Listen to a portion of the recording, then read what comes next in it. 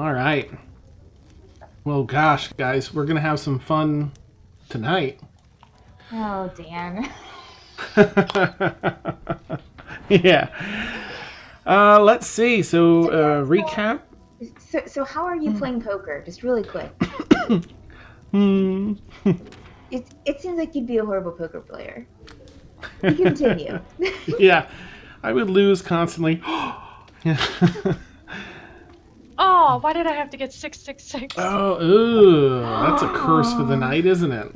Wow.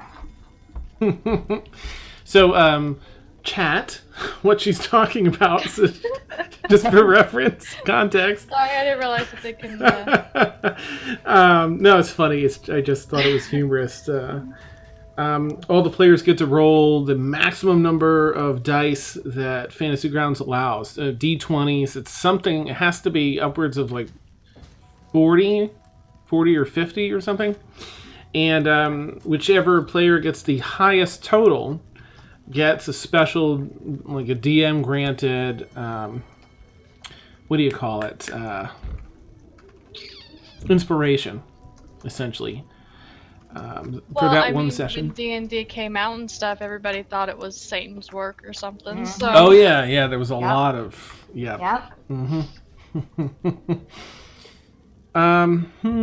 So that's what they're rolling for, and let's see who's got it tonight. You can probably see it there in chat. Is that everyone? Ormia is the highest so far. Ooh.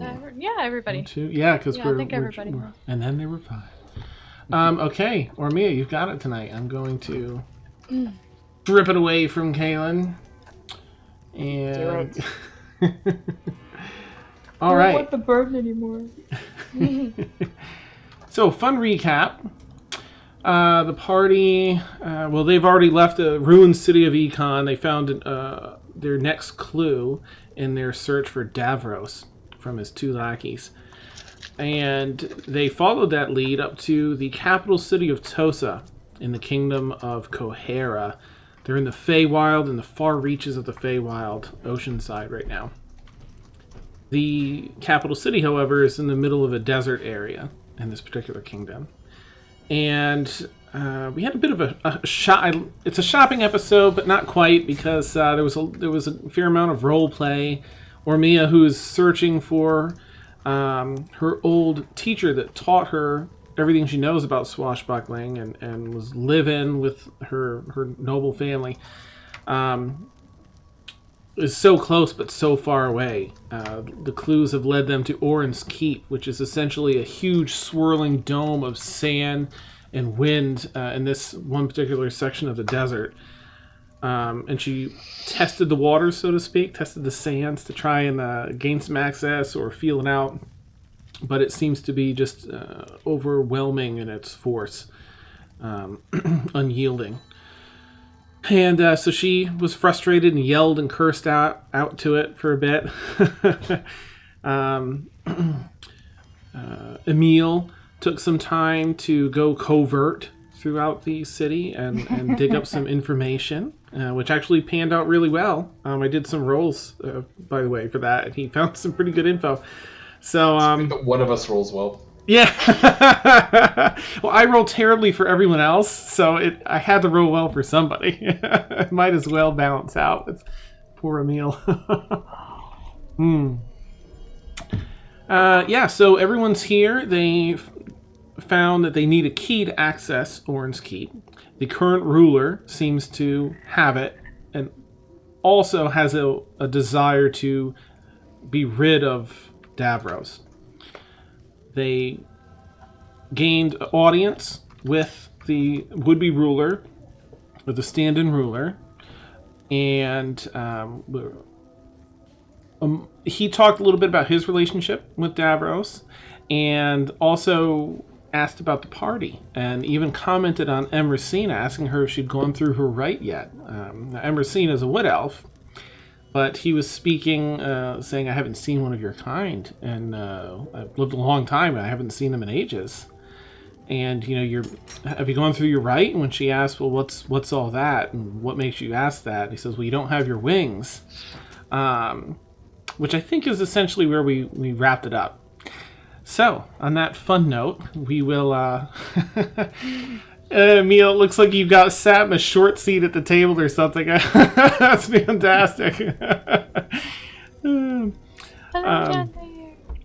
This would-be ruler, let me just pull up my notes.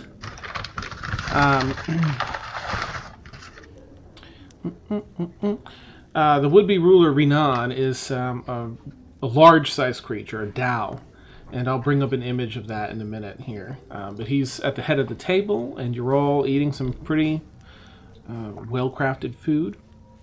And yeah, so he asked about the right, and well, your wings, of course. You don't have your wings. Yeah, you caught me with food in my mouth. Take your time.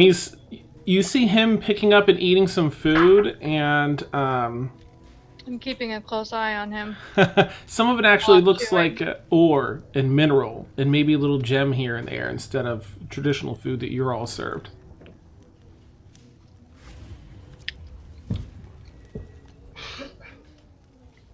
Why don't you eat regular food? Kind of looks down at his plate. Oh, well, this is simply what I eat. And he kind of pounds on his chest. And you can see he actually has a bit of stone to his features. Versus a soft, supple skin, it looks hard and stone-ish in its appearance.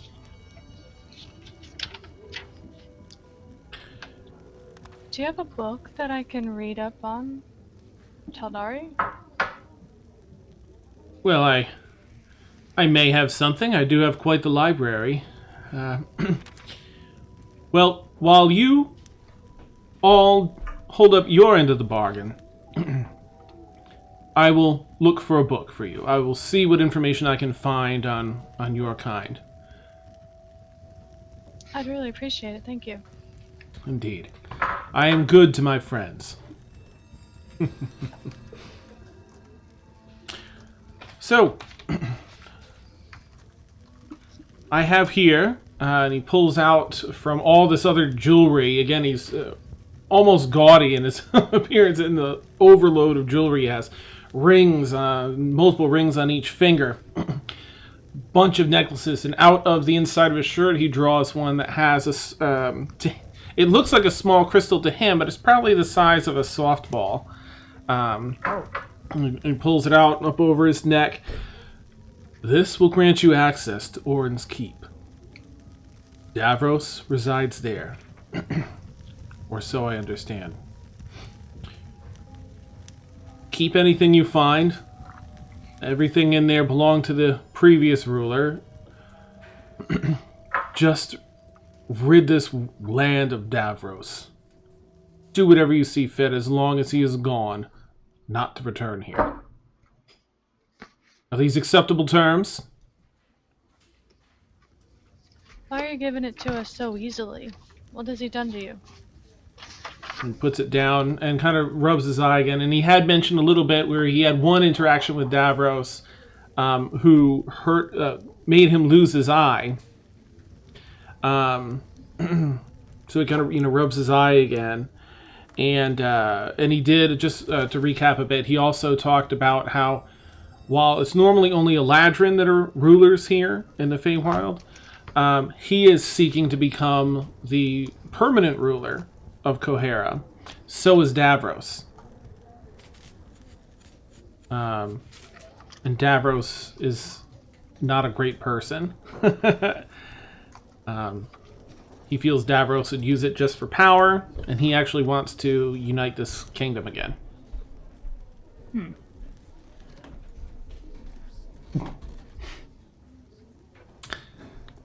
wants to take it?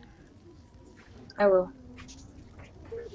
He passes it over to you, Ormia. How does it work? How do we use it?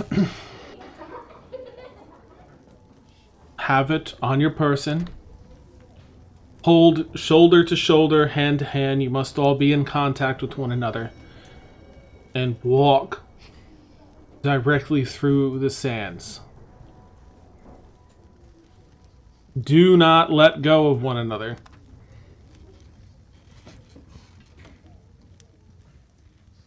Sands are dangerous. Yeah. It Crunch, kind crunch, of crunch. rubs a bruise on the back of her neck.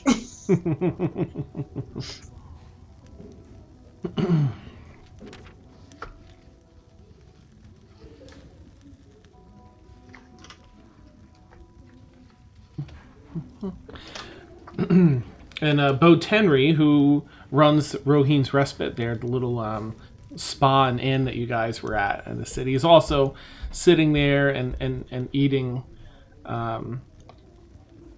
with you at the table. All right.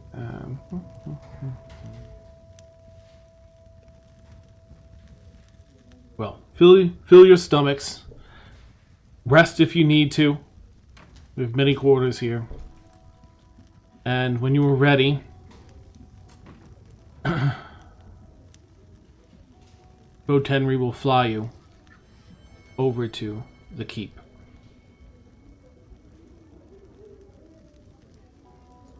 Thank you. We get to fly? He Oh, is familiar you're with the on a- use of the carpet. We came up into his room on magic carpet. Oh, yeah. Sorry, Meal. Magic Emil's carpet, just right? really excited about flying. He doesn't care if he's done it before. He's really excited. Mhm. Anyways.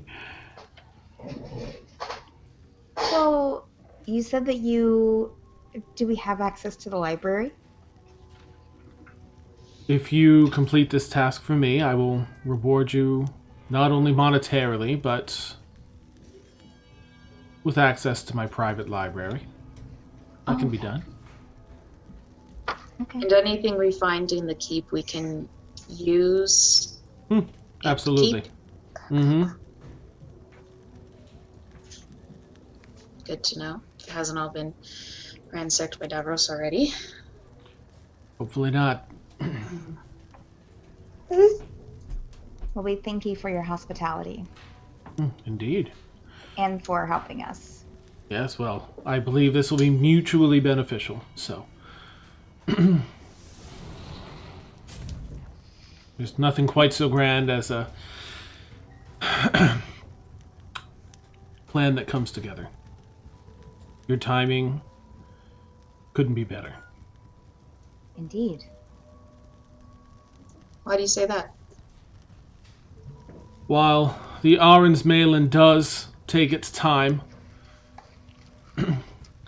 I believe that I expect to hear from them soon, one way or the other. You being here now and having this problem eliminated soon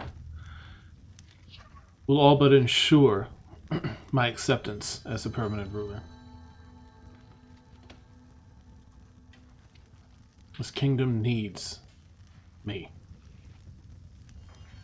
Kind of sits up, a little bit proud of himself, little smug, but not over the top.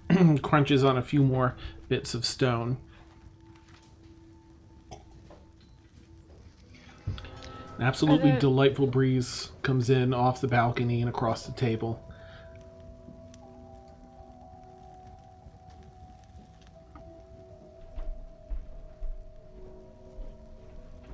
Are there any creatures out there that we need to be aware of? Truthfully, I have never been in the keep myself. I don't believe that Rohirrim had guards or creatures in there of any sort, but there is not much written on the matter.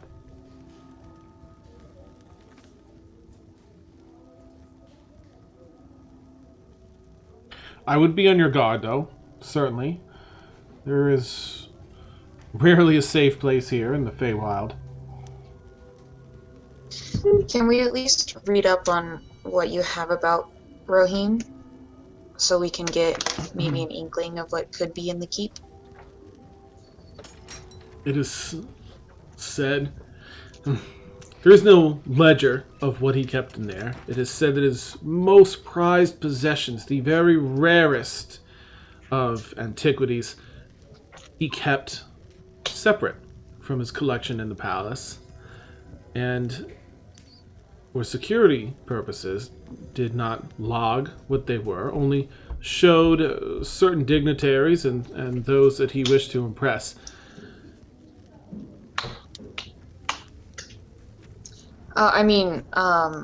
Anything we can read about the ruler himself. I will see what I can find for a book on the matter. There are many books on Rohim.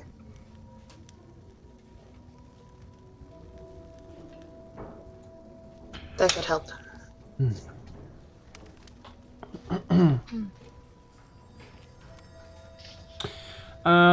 If everyone except Ormia can make a perception check. Sorry, Ormia. Ooh. Oh. Ooh. Oh. No. Wow. As you guys look over, as Ormia is saying this, you can see that, oh boy, she is, the dark spots around her eyes have gotten a bit worse. Skin's a little bit more pale. And you can almost, the skin looks a little splotchy with like slightly dark reddish, but also dark patches. Now, Ormia, you feel the same. There just hasn't been too much in the way of mirrors and stuff around here. But as you all take a minute to look at her as she's saying that, you see that, I mean, it's not to the point where it's super alarming, but it's definitely, looking a little worse.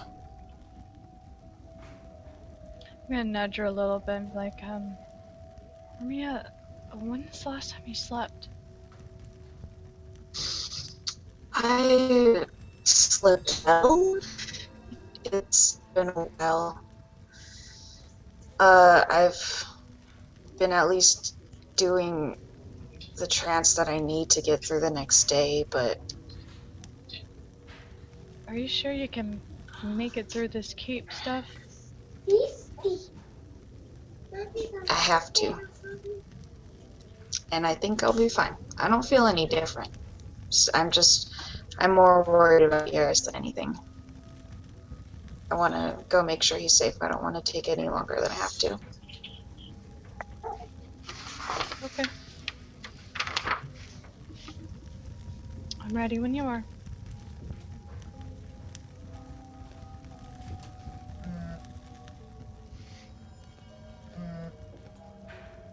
So, can I get the book before we leave, or is it after we come back and finish the whole keep deal? I think it would be fair exchange to receive it after the task is complete. Fair enough.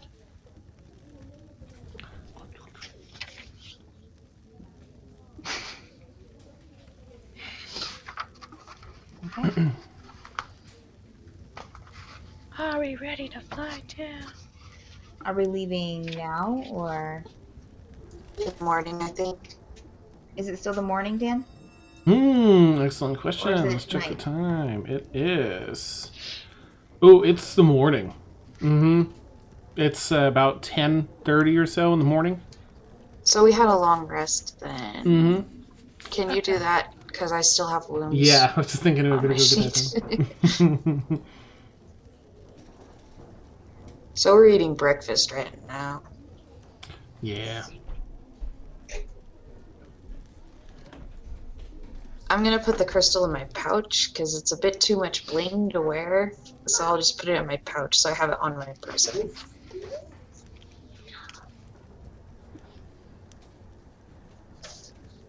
Okay. I'm ready to go whenever you guys are. Me too.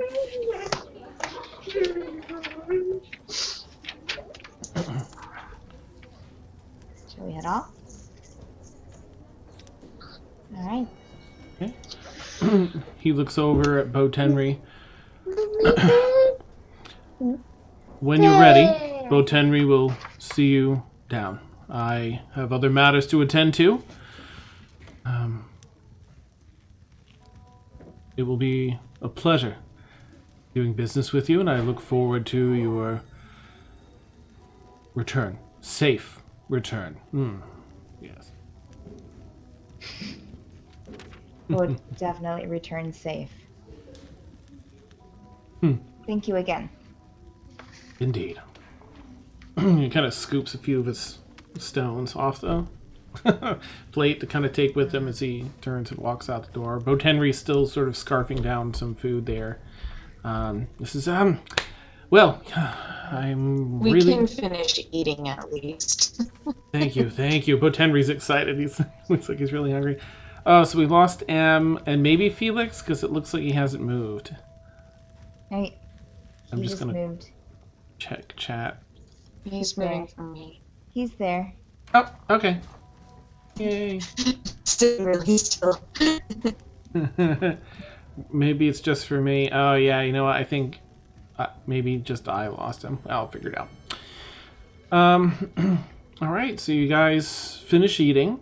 And let me just turn off M's camera here so I can put it back on when she comes back. All right, so you all can see and hear Ed fine right now? Ed's gonna drop the call and come back in. I think he's having issues. Okay, thanks. All right. Well, this is just flying across the desert part anyway, so you guys finish up your food. And that's the best part of the whole night, isn't it? Right? Why? It's just flying. Since it's just flying over the desert, I'll be I right just want to fly over top of Seb at some point. That's really all I want from Nice. the day. Oh.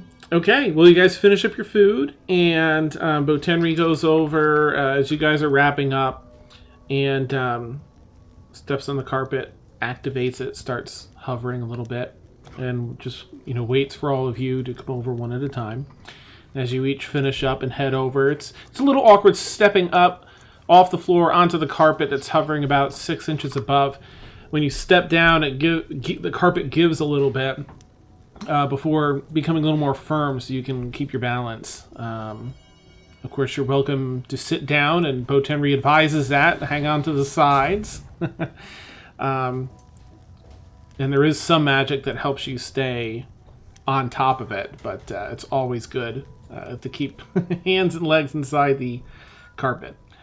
Hands and legs inside the carpet. And we're out of here. Perfect.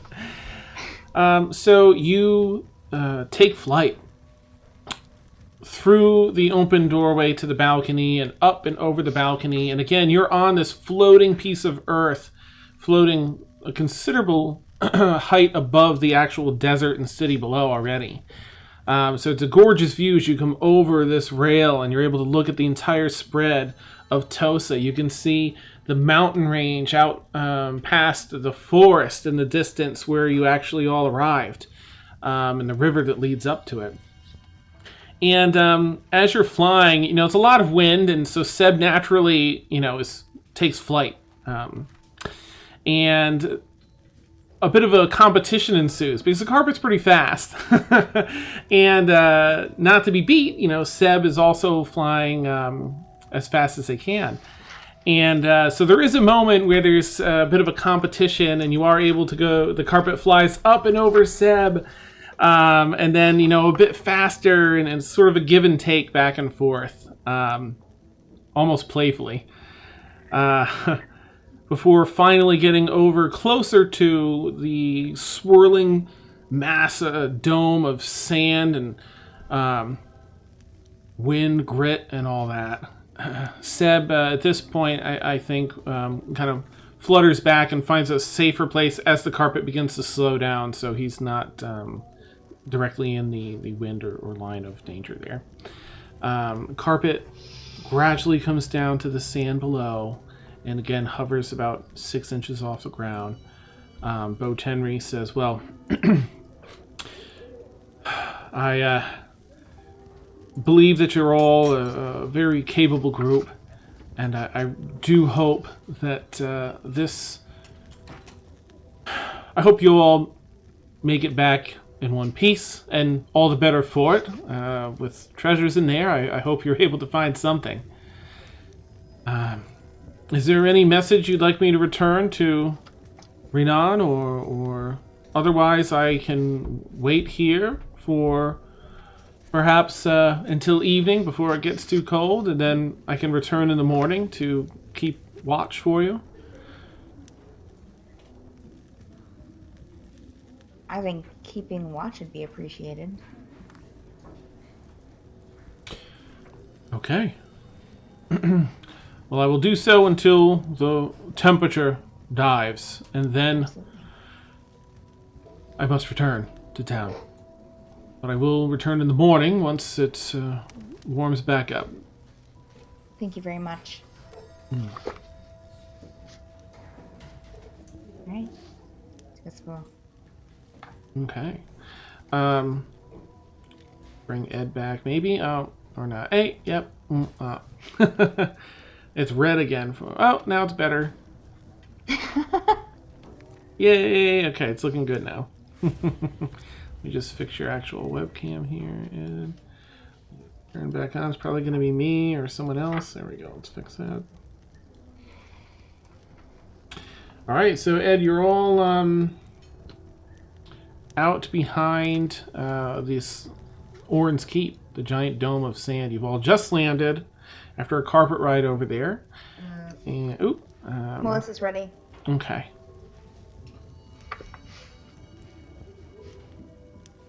Emil's just staring into the sky, just lost in thought, with a smile on his face.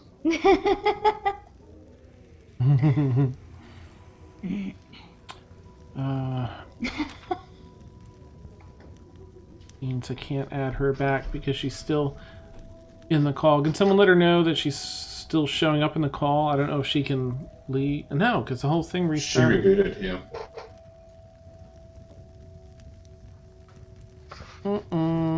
I guess I'll have to try and figure that out. Okay.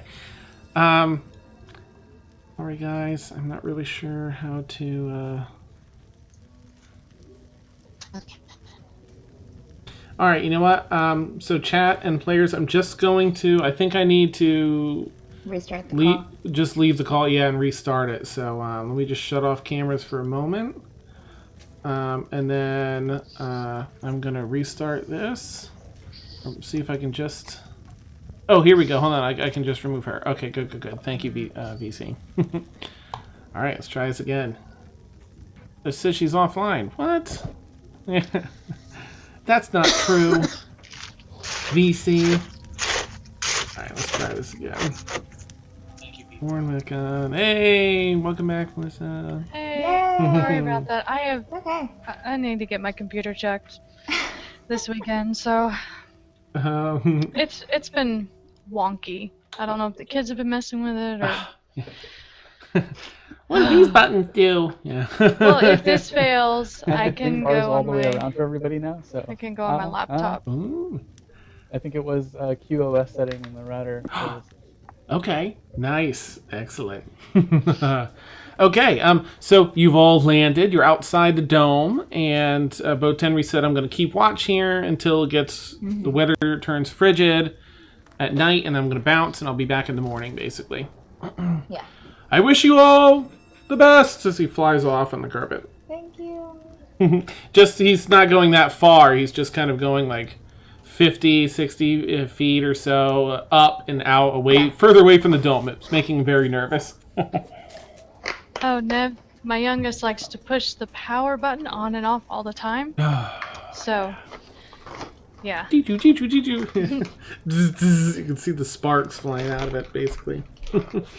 I know that. Don't stop. And it's a red light, so. Oh, yeah, the anything that lights. glows. All right, what do you guys want to do? You're standing outside in the heat. The heat's really picking up.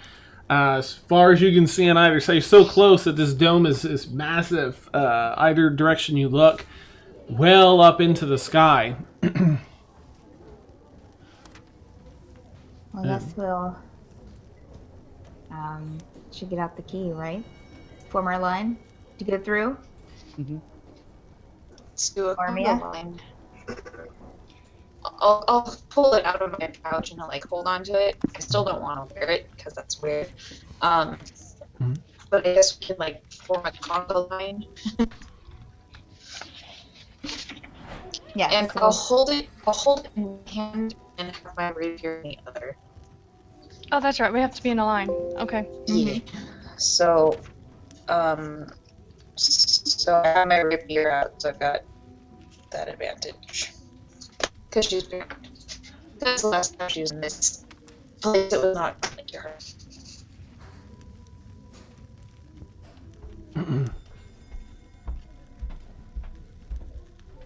Okay.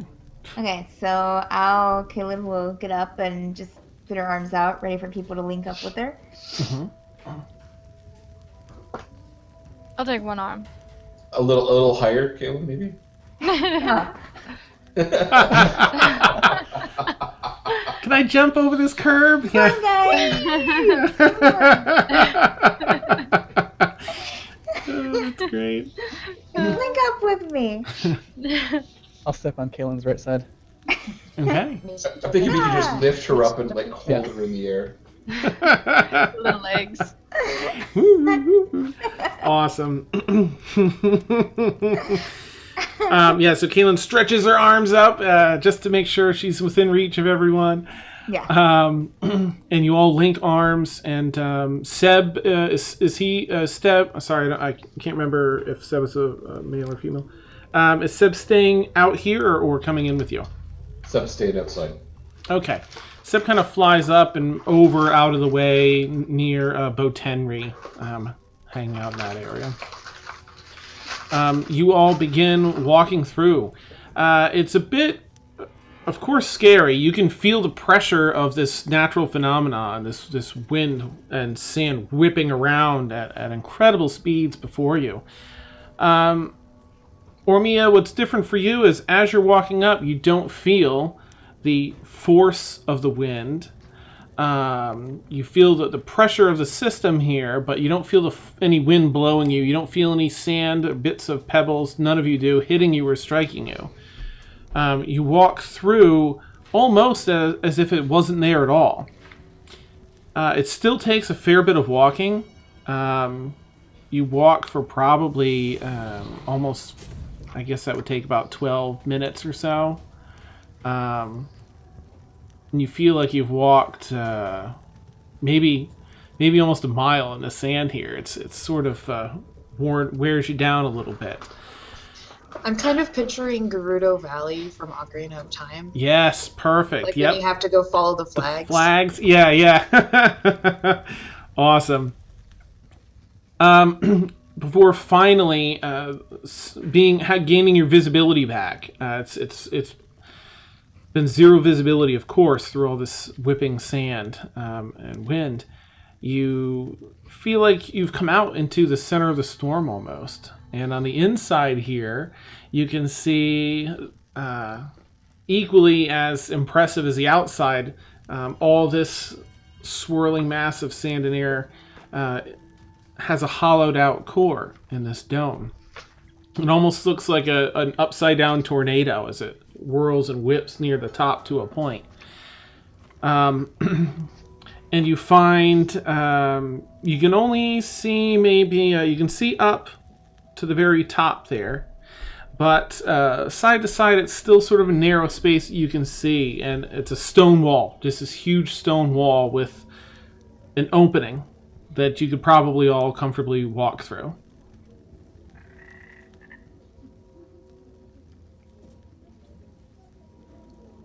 Hi. There's an opening. You guys ready? I meant to say hey, but that came out weird. Saying hi to you. Hi to the wall. All right, let's go. Okay, let's do this. All right, you. I gotta change. It didn't pick up the part I wanted it to pick up. There we go. Let me open up my other fantasy grounds so chat can see this as well. Okay. Okay, I'm going to zoom in here. So, I'm going to put you on the map. As you step in... Right. Can we let go of each other when we step inside? If you want to, go for it. There's... well, I didn't know if like we had to stay linked or. I mean, I love you guys, but I mean, I think he said it's just we had to be linked across through the sand. So as long as we're through the sand. Okay. Oh, they're not a little hesitant. But yeah, sure, yeah.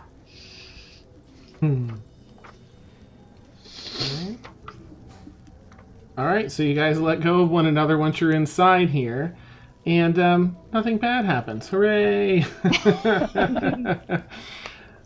You do feel now some of the sand that's still making its way into this cave entrance behind you. It does kind of whip in a little bit and hit you in the back of the neck and the back of the arm and gives a little bit of a sting. But you're in enough so you're safe from the elements there. An Ormy outlet, I believe. So let's get her here. And then I'm just going to put you... As you enter... I'm backtracking. You see before you a cave system. There's only about 25 feet of stone beneath your feet before the passage narrows and drops off immediately into a small body of water. Up maybe 25 or 35 feet ahead, you see the stone gradually comes up and out of the water, and there's another plateau of stone up ahead there. Definitely don't trust. It's cool in here. Now I can't remember. Yeah, you guys have been in different cave systems, and it's usually pretty cold once you get a certain level below the surface.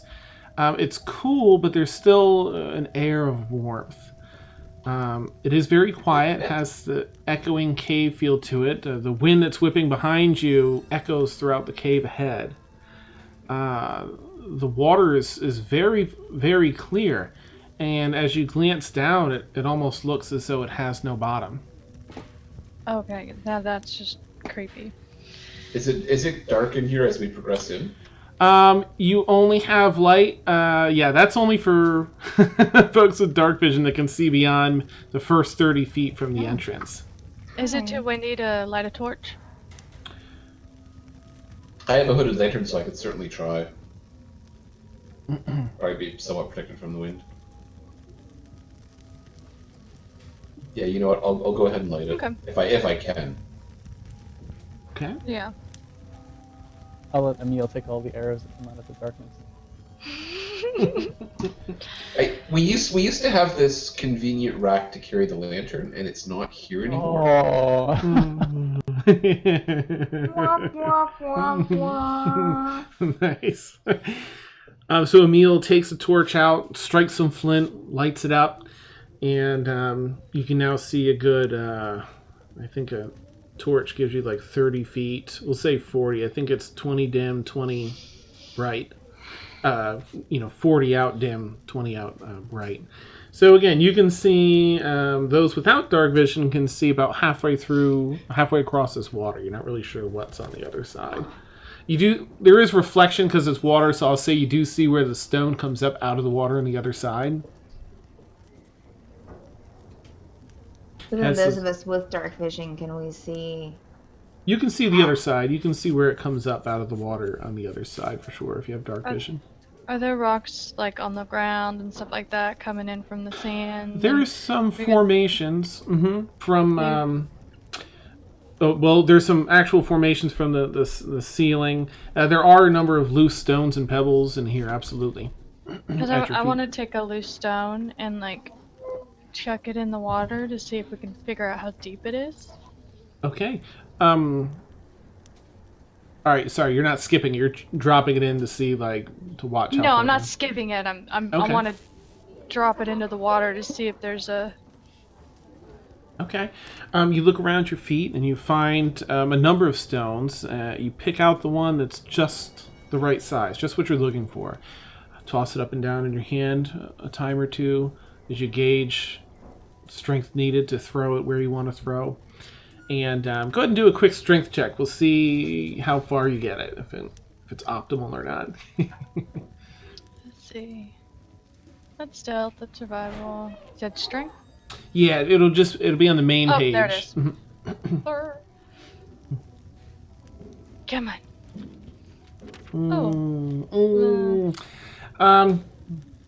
So you go to throw it, and it's one of those things. As soon as you let go, you're like, no, that's not what I wanted. You know, it's not going to be a good toss.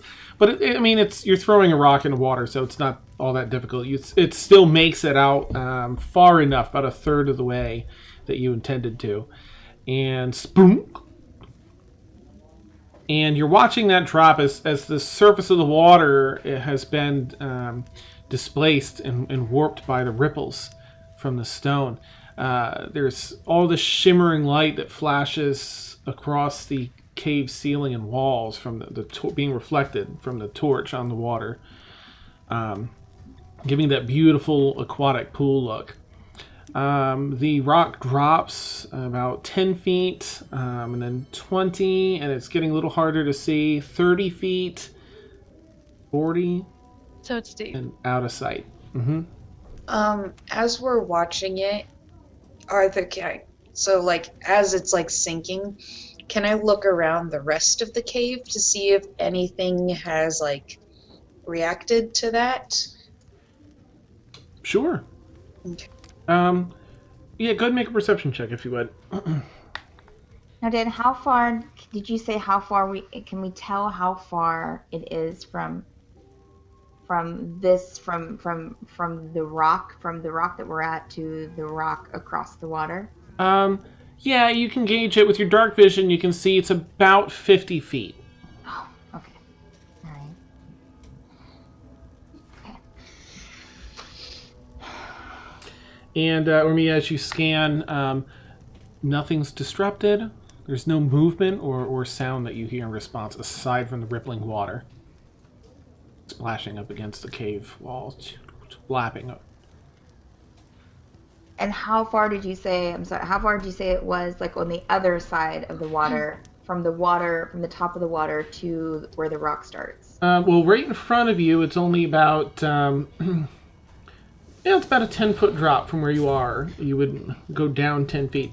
On the other side, it's a nice slope up. It's not a sheer drop. So you can see the stone get closer and closer and then rise out of the water. So if you were in the water, you could easily get out of the water on the other side. Yes. Is there anything hanging from the ceiling? Just some typical cave formations, some mineral and such, dropping little So, drops. like, anything like stalactites?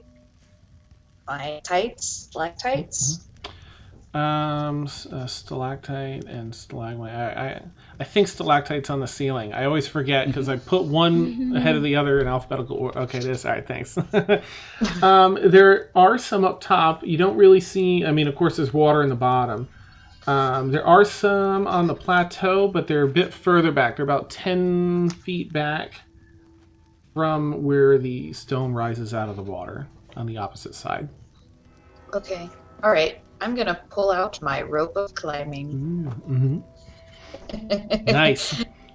And Been a while since we've seen that. yeah.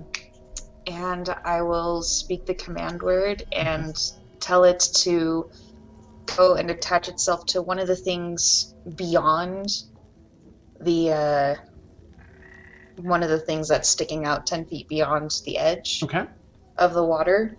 Mm-hmm. And I'm gonna look at everyone else and say, okay, so we can I don't think we should go in the water. Why don't we like hand over hand it? Someone can hold the end, and then the rope can carry you. The rope can carry the last person back to the other edge. Agreed. Who wants to go first? Magic items.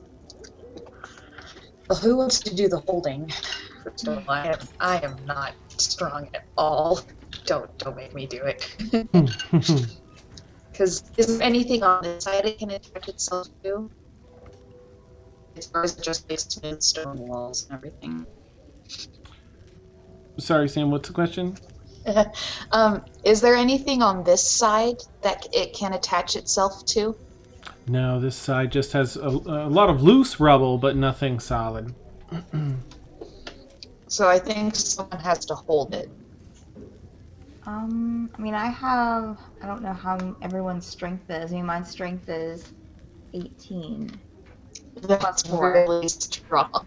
So 22. Kaylin pats her biceps. I can take care of this. Emil and Seb together don't get to 18, so. Okay. Then I can hold the rope. Kaylin will hold the rope.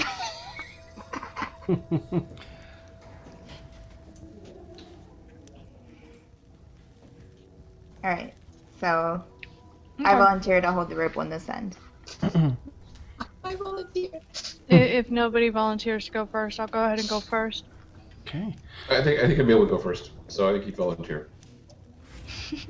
Sorry, I was just answering the question that we're having some connection problems from one of our players. Okay. That would be me. Sorry. That's my end. No problem. Yeah, so Kaylin, you volunteer and you wrap the rope around your arm at the very end and get into a position to hold that rope as tight as you can. Emil, you're the first up. Are you climbing underneath? Or how do you want to traverse? I'm trying to think of what kind of experience Emil would have with this. I don't think I can really go underneath because actually, does it slope up enough? Because I mean, obviously on one end it's anchored pretty low to the ground. It's almost straight across, so you still have about 10 feet of clearance the whole way across, because stone rises up out of the water for a little bit before latching onto that stalagmite here.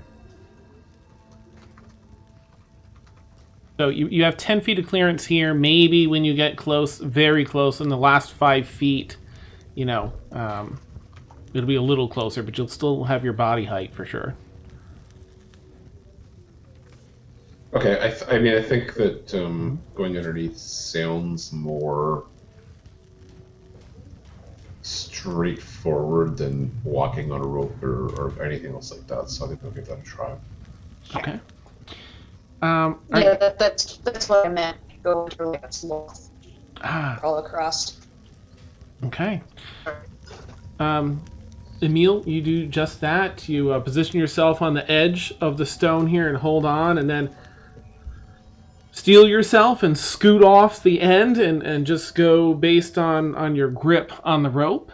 So, Kaylin, if you can do a strength check for me, please. Oh boy. I'm going to say with advantage. Me with advantage? Yeah, because of the nature of the rope. I don't know if it can like hover and hold itself like rock holding. It doesn't say that. It doesn't say anything like that in the description.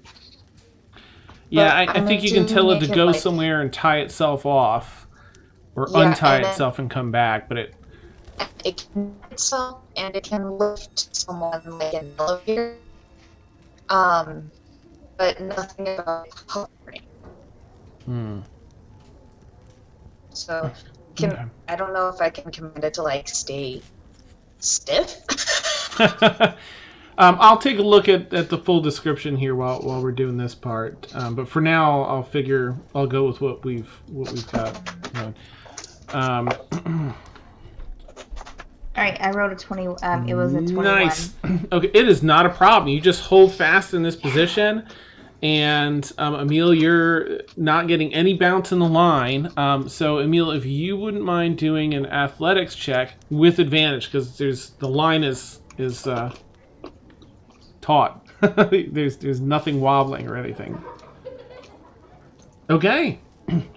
It's a little bit nerve-wracking at first, but you get into a good pace, and you just find your way across until you get to the other end, and your feet finally touch the stone. You're able to let go of the rope, and you're on safe ground on that plateau. And Okay.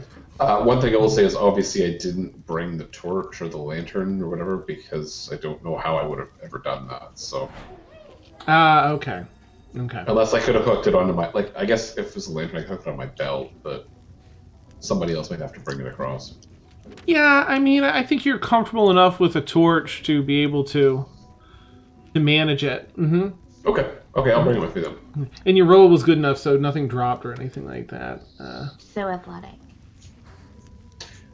All right, Emil probably weighs like 135 pounds. It's probably not just athletic, it's not all that difficult for him. Nice. Well, you made it gracefully. Okay. So, Emil, you, as you reach this other plateau, naturally, look a little further beyond. And you can see that this runs about 30 feet or so before dropping off again into another body of water. Huh. Right. I'll go second. Okay.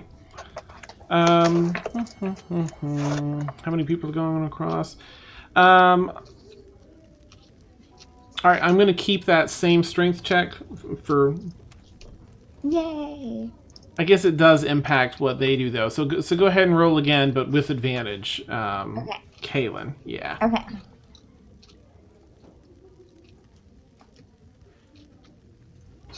Oh. Okay. It Not could terrible. go, it wasn't a 1. I mean, you got 10, so it's just a neutral roll. Getting So, little. Em, as you're going across, go ahead and make an athletics check, if you would, please.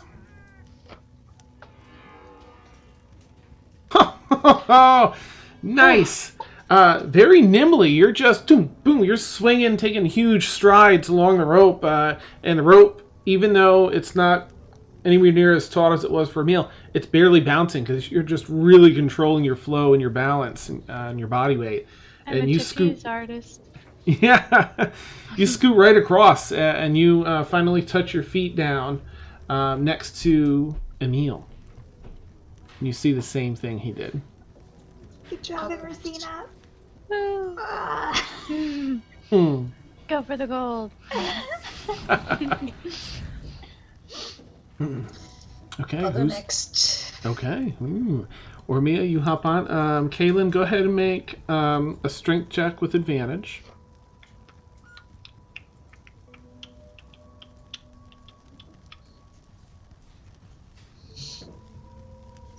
Okay, all right. Better. You hold it really tight. So, Ormia, you can make an athletics check with advantage because it's being held so tightly.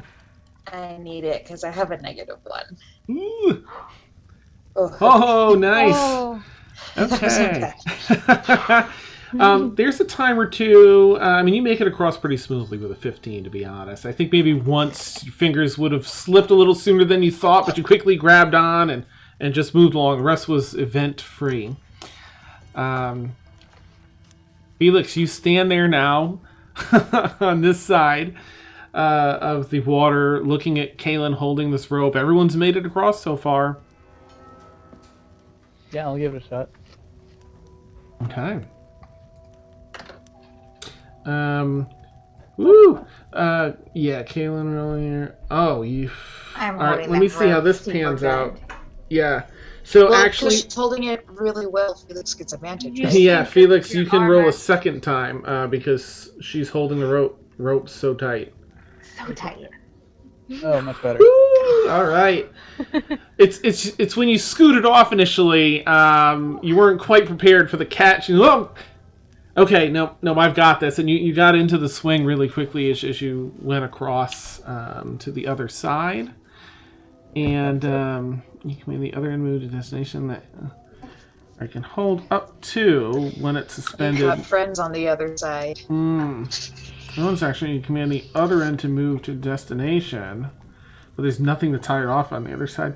It was 10 feet No, you can also teleport to fasten itself to an object or unfasten itself to no,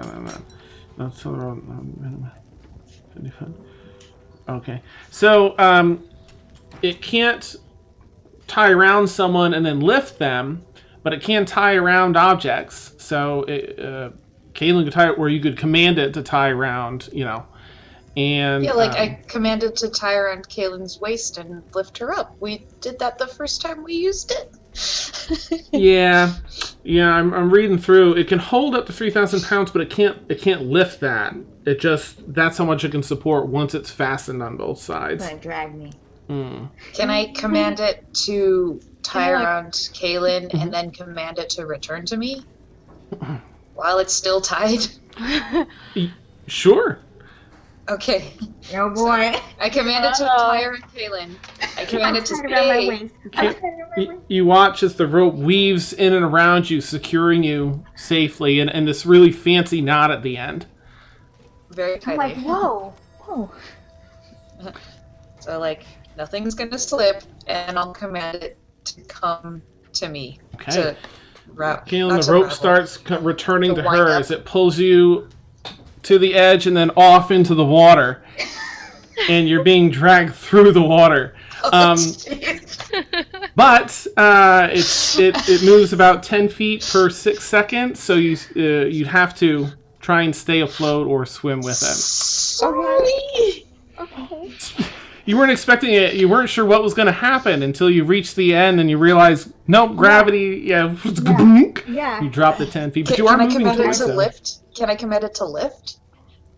No, it can't. It can't lift the weight. It can Trying to support. drown her. Yeah, but I mean, it's I'm moving. sorry. It's moving towards you. You got some water splashing in and over your armor and your face, and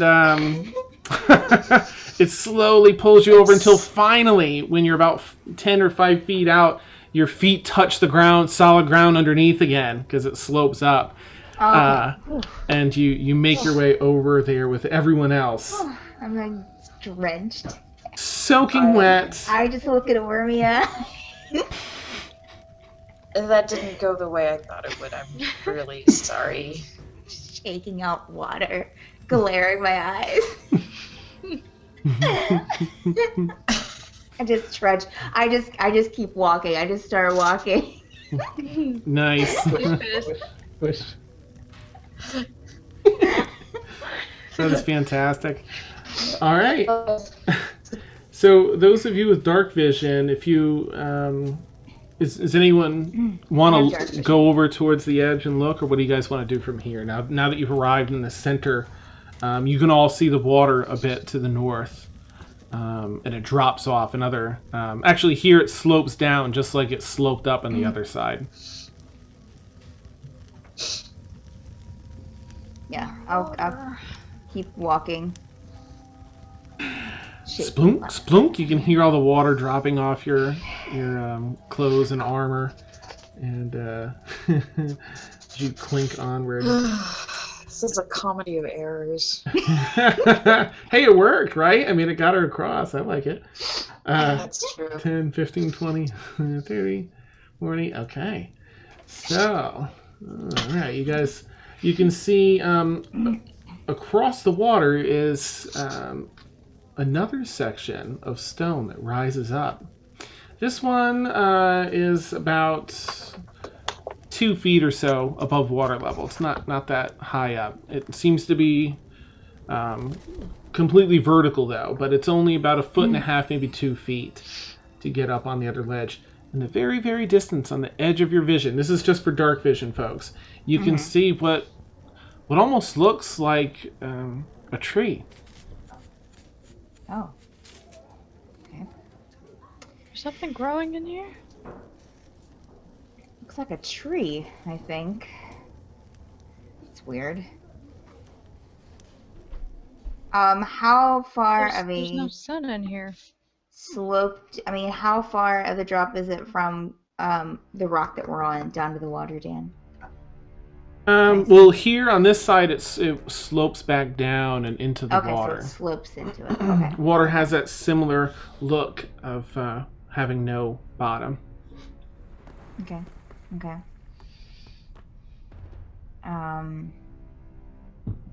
Just Should have don't asked step for the on magic tail? carpet. Oh, that would have been a good idea. Well, I tell you what. I mean, I do have the broom in my inventory. It can carry us over individually, and I can send it back here, or it can be sent back here to pick up. Like, it can take us over one at a time, because it can. How far can I tell how far it is from where the water starts to where the water ends, Dan? 2020. Yeah, this seems to be a little shorter of a distance. This is about 25 feet, 30 feet. Okay. Because the broom can... Let's see here.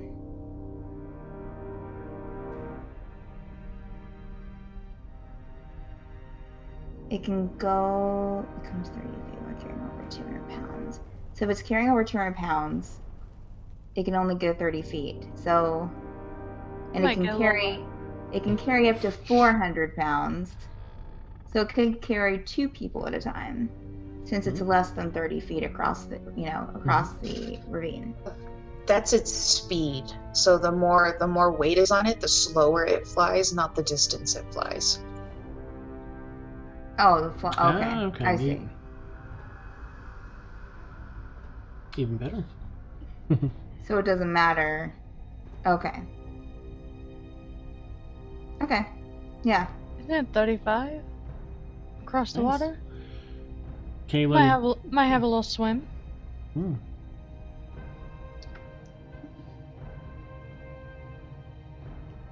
Kaylin proposes the broom flight to each of you, and M, sounds like you're considering a swim. The broom is a better idea than the rope, at least. Yes. I just have to find.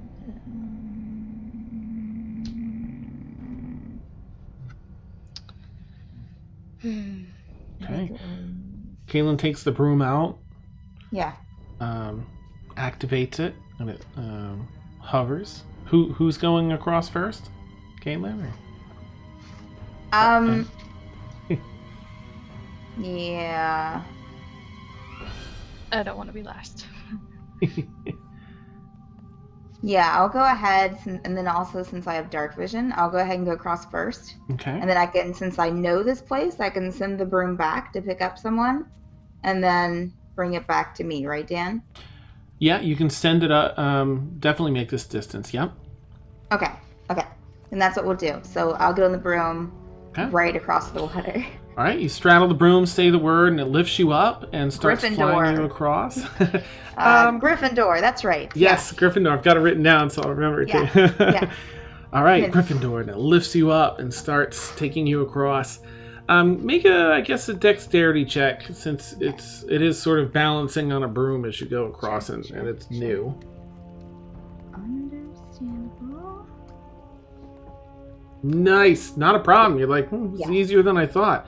Scoot right across, land, and command the broom sets you down nicely and everything, and you take it out and you command it to fly back, and the broom flies back and hovers about 10 feet in from the edge, in front of everyone else. Okay, real quick, can I take just a quick look around and make sure that there's nothing about ready to behind me or anything? Sure. Go ahead and move your token on one of those first squares, if you would, on the other side, and I'll. Okay. You make a perception check. But you can see pretty far in here. Yeah, go right ahead. You can see around about. The 16. Okay, 16. You look in and you see a number of trees. The cave floor here seems to rise up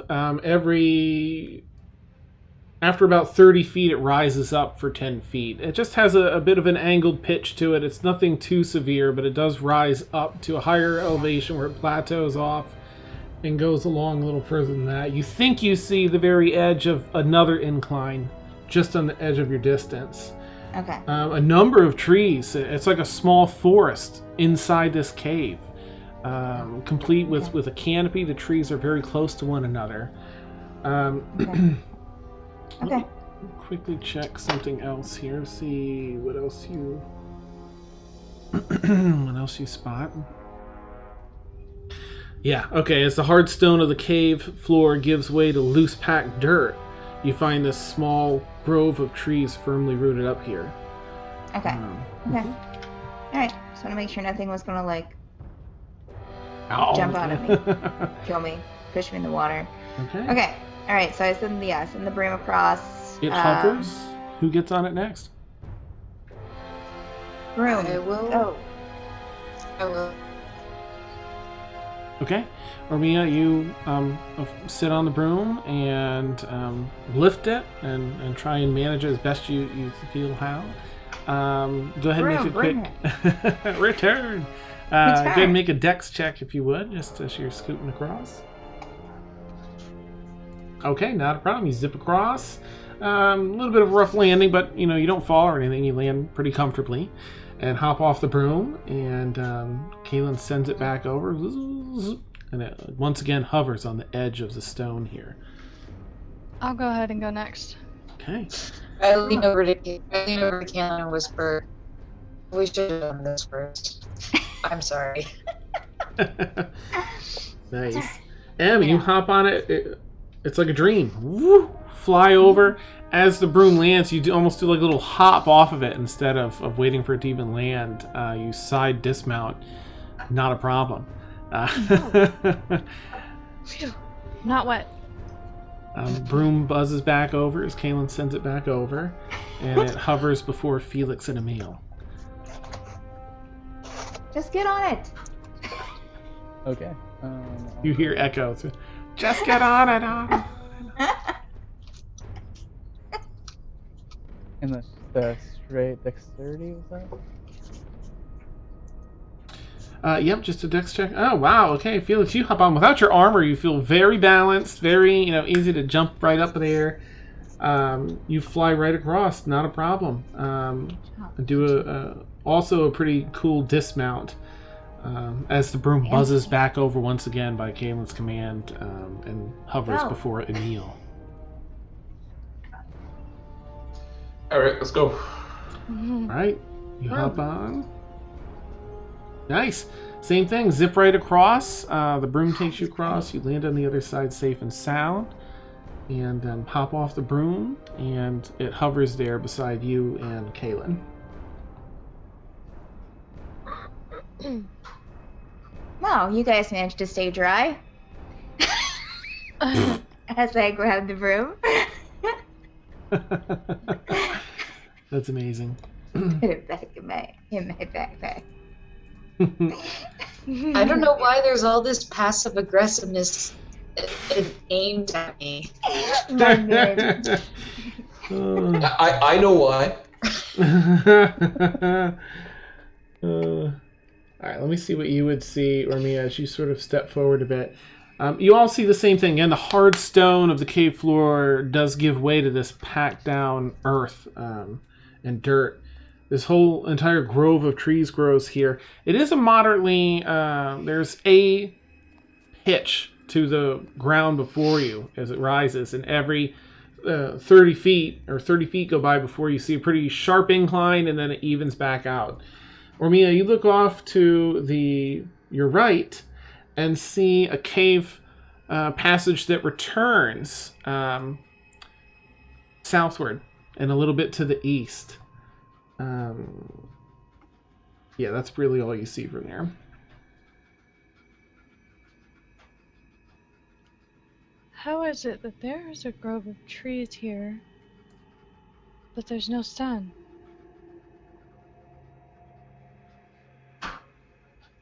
Do these trees look normal, Dan? Or do they look like just regular You can do a nature check if you want.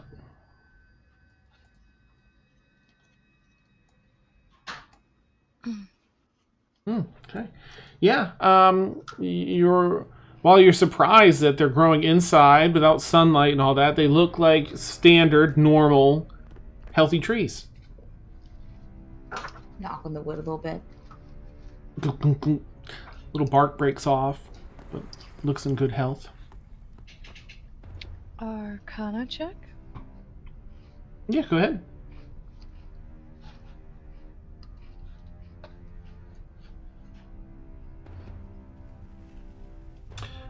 Okay.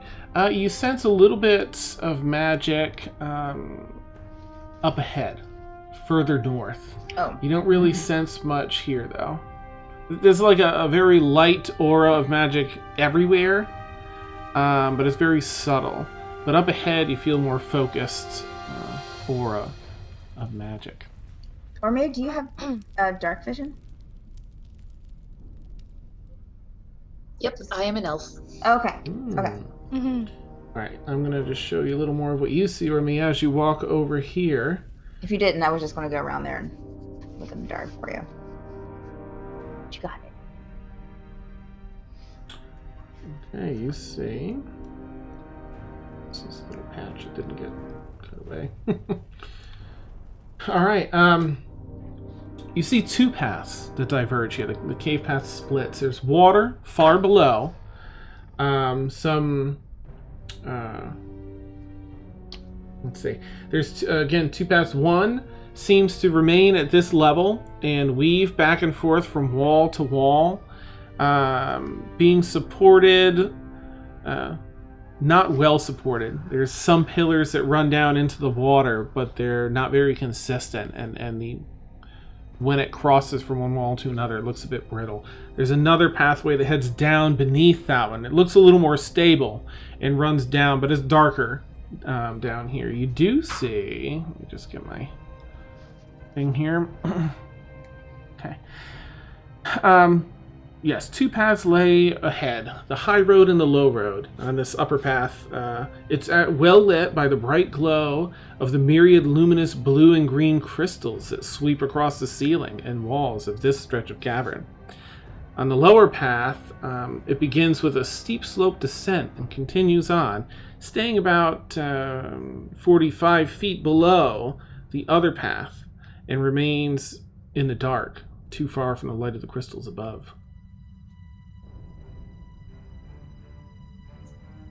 Huh.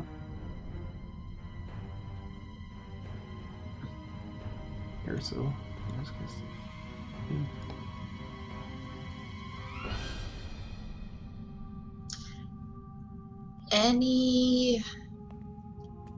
Can I stand like right here? Sure.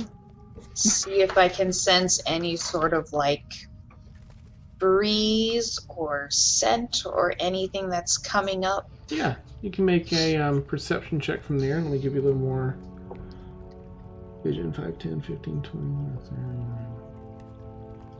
30. I can see a little bit, maybe out to here. The 12. From here, no, you don't really see or smell anything. I mean, it's very well lit, this entire section, except for the low road here. But you don't really smell or spot anything. There's no movement that you can see, and nothing you can smell from here. It just has that crisp, very crisp, clean smell, like no pollutants, fresh air kind of smell. Stuff we don't get here in Utah. Huh. I'm gonna look back. What's everyone else doing? I'll come over there to you, Armia. Emil's hanging out in the shadows, just watching what people are doing. Yeah, Felix is blind, so he's waiting for it. Okay, before he moves. You do see a little bit of light emanating from this other cave, Felix, just so you know the scene. Okay. But yeah, it's completely dark over there. Okay, Kaylin approaches. So, I think I'm just gonna keep continuing through the grove of trees. Okay. Go ahead and move your token where you'd like, and I'll open stuff up.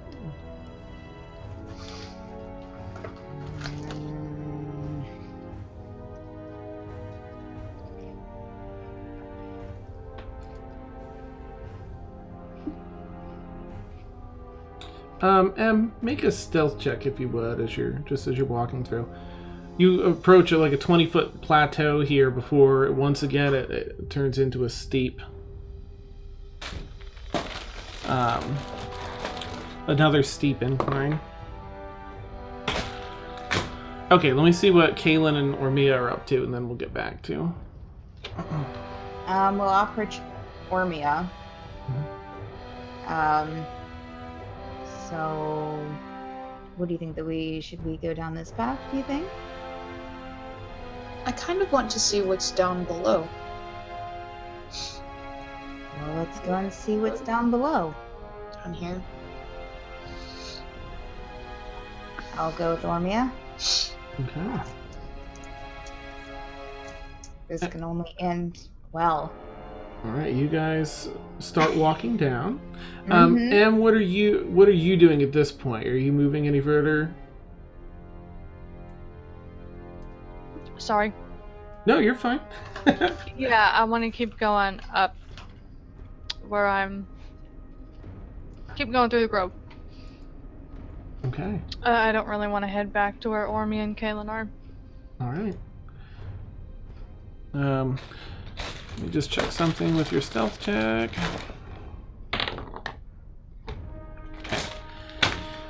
Ormia, you're walking through, and as you're approaching, let me just open this up so you can see what it looks like.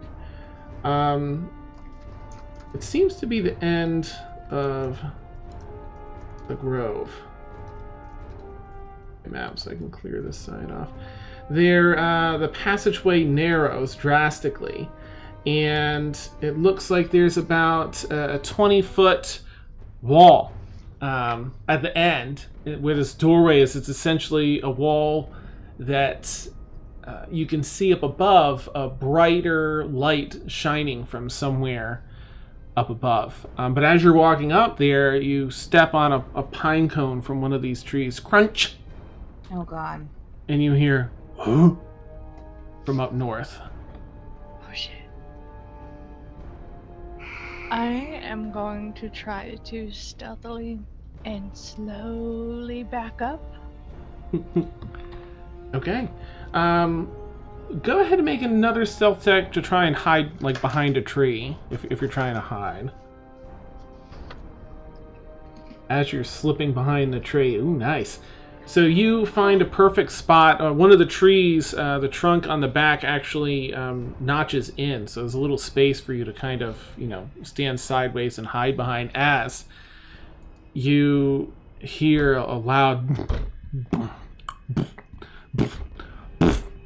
and you're keeping, watching at the top, and at the top of this 20-foot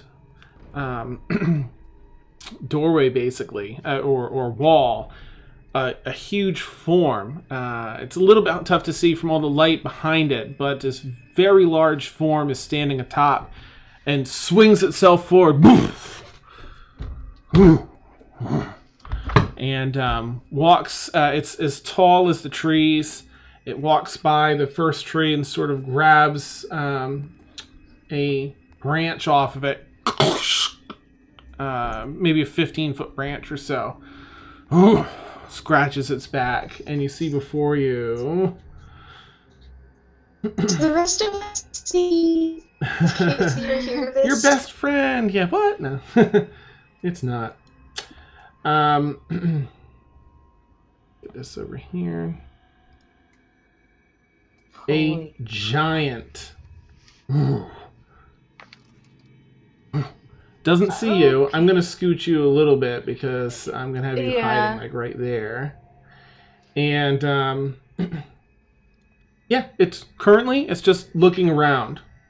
Okay. I love his stance. Yeah. It's scratching its back. It's I'm just gonna I'm not sure if I can move anymore. Can I? Do I still have movement? Well, I mean, you do. If your stealth right now doesn't see you. If you move, it'll have an opportunity to potentially see you. I'm just gonna stay right where I'm at then. Okay. I'm actually going to sneak you, because technically you're like almost inside this tree right here, so I'm going to put you on the corner there, even though I don't usually like to do that. I can't yell out. Emil, definitely make a perception check, because you've been watching from the shadows. And Felix, you can make a perception check, because it's up high enough above everything else. And it's quiet in here. Okay. Emil, you see and hear this happen. Felix, not so much. It's just too many trees, and you're sort of paying attention to, where did Ormia and Kaylin go? Yeah, you just don't see it yet.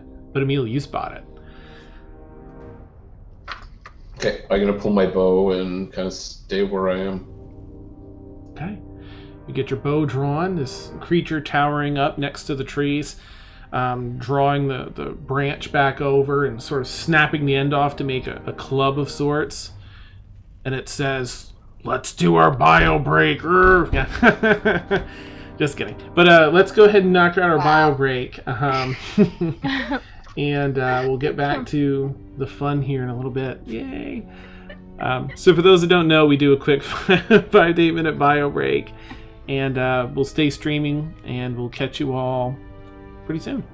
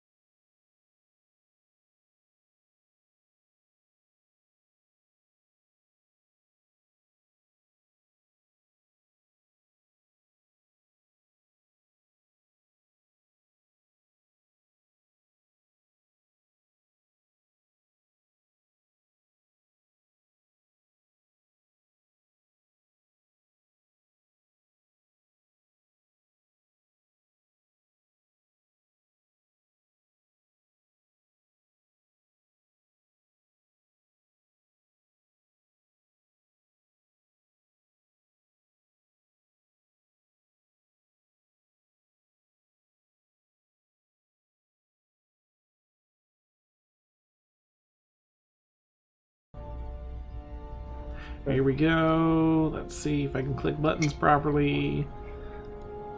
Hello, everybody. Let me get everyone's camps picking back up here. Alright. Heads. So our players have been replaced with gray boxes. That will continue cheaper playing that the way. characters. Just kidding. OBS didn't want to change the fact that everyone was back, so that's set up. Oren's fixed.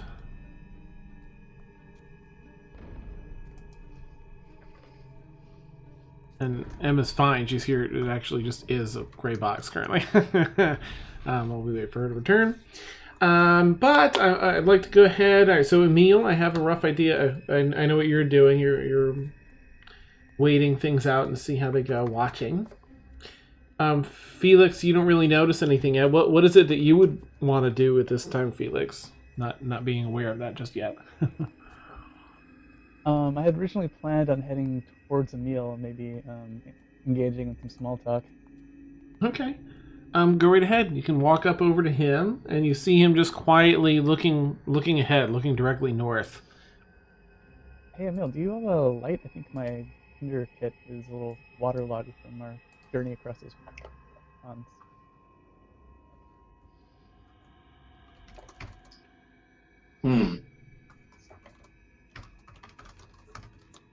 Is my lantern that I lit earlier still lit, or what happened with that? I mean, you had it tucked in your belt, so I mean, yeah, it would probably still be Okay. So it is a hooded lantern. Why am I echoing? So it's a hooded lantern, so presumably it's just closed. So I can probably, open it just a sliver, and hand it to. I'll hand it to Felix, but I'll, if he can see me enough, I'll point to the north, and then I'll draw my bow while looking north. I don't want to make a noise, but I kind of want to give him the hint that something's up. I kind of want to roll to see if I do something stupid. Alright, 1 to 10 I do something stupid. 11 to 20 I don't. Yep. When Emil points, I grab the lantern and point it towards the giant. Okay. Wow. Wow. Let's see. Wow. 1, 2, 3, 4, 5. Well, since it doesn't reach, I am gonna just see whether or not the hill giant. More. Oh yeah, rolled a 19. Ooh, yum nums. Starts walking through, pushing some of the branches of the trees aside as it begins to walk south here. Oh crap! Oh crap! Oh crap! I'd say Kaylin and Ormia, you can roll a perception check to see if you hear any of it, because it is a bit around the corner. Hey guys. Hey, the hill giant just walked past you after spotting Felix, or spotting a light anyway. Couldn't see him. He just saw. Oh boy! Oh boy! That was a waste of a natural 20. Brutal. Oh boy! Well, you both hear it echo through the cave. You now hear the footsteps. You feel the vibration of them walking along. I look at Ormia. And Felix. I look at Kaylin. Where we go? Just we look at each other and go, and run. Felix is gonna run all the way to the left of the cavern here. Okay. And Ormia, Emil, and Am, let me know what you want to do in reaction to this happening, and then we're gonna roll some initiative. But let me know what you guys want to do first. I'm gonna move there and try and hide. Okay. Make a stealth roll if you would, Emil. And sorry, Kaylin. Am rather was talking. I want to move over here behind this other tree. Okay. I should roll a stealth check, huh? That's a 1. Ooh. That's weird. Why didn't Okay. you do it? Good to know. Em, if you could do a new stealth check as you're moving through the trees there, alongside it. Oh, there we go. Okay. Okay. Clearly, Emersina stole Emil's stealth. Because And- I'm the dummy that started it all, so No, you're fine. I'm gonna need it. And Kaylin? What a stealth check? No, just what was it that you wanted to do during this time? Oh, I mean, if no one else is engaging it, I'm not going to start engaging it. I'm just kind of just standing where I'm at right now. I've already kind of ran with Ormia kind of out of that little area, so I can see it, or at least be in the area at least. Mm-hmm. But I'm just staying off to the side. Okay. Yeah, Felix, you hear its presence and feel the vibrations in the floor, but you hear the cracking of limbs of trees as it pushes its way through, and Emil as well. Emil, you could see it, of course, up earlier when it jumped off the ledge because there's light up above that ledge. But it's pretty easy to track, even with sound. Go ahead and roll initiative. Actually, before that, I'm gonna pull out my pistol, make sure it's loaded. Okay. And then pull out the crystal key thing, and just kind of walk forward, like holding it out. Kind of like, if this is a sort of guardian, it's like... Armia, what are you doing? I'm gonna stop there. I'm just gonna take like a few steps forward and like stop there and be like, we have the key, we belong here, but I'm also ready to shoot it. Okay. Oh my gosh. All right. Okay, yeah, you're hidden still, Em. So it, while it saw the light down there, as you approach Ormia with sort of crystal key in hand, it turns and looks at you. Oh. And pauses mid-stride as you hold the key out. Why, you have key too. Puts its club down next to, stands upright, towering. It's a good... let's see, I think this is it huge or large? Let me just take a quick peek to give you a good idea of... Giants are huge, I think. Yeah. Huge giant, so they're... Okay, probably like 12, 14 feet tall, up near the middle of the trees. Why, you have key too. It walks slowly towards you as it waits for your response. Yes, we all have permission from the leader to be here. I am not stepping out. I am readying an active fire if it makes any aggressive move towards me. Okay. Make a deception check for me, please. It's not deception though? Because we do have permission to be here? Okay. Make a persuasion check. Okay.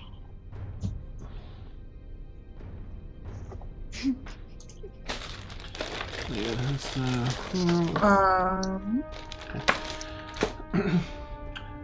he doesn't seem swayed in one direction or the other. Can I add my inspiration die to that? Absolutely. Or is it too late? Yep. Ooh, Okay. 20 total. Oh, you see him like perplexed, like the meme with the person looking at all the formulas.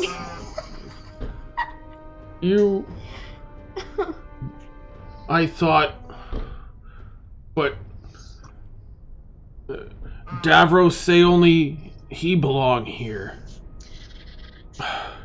But you have key, so you belong here. Mm-hmm.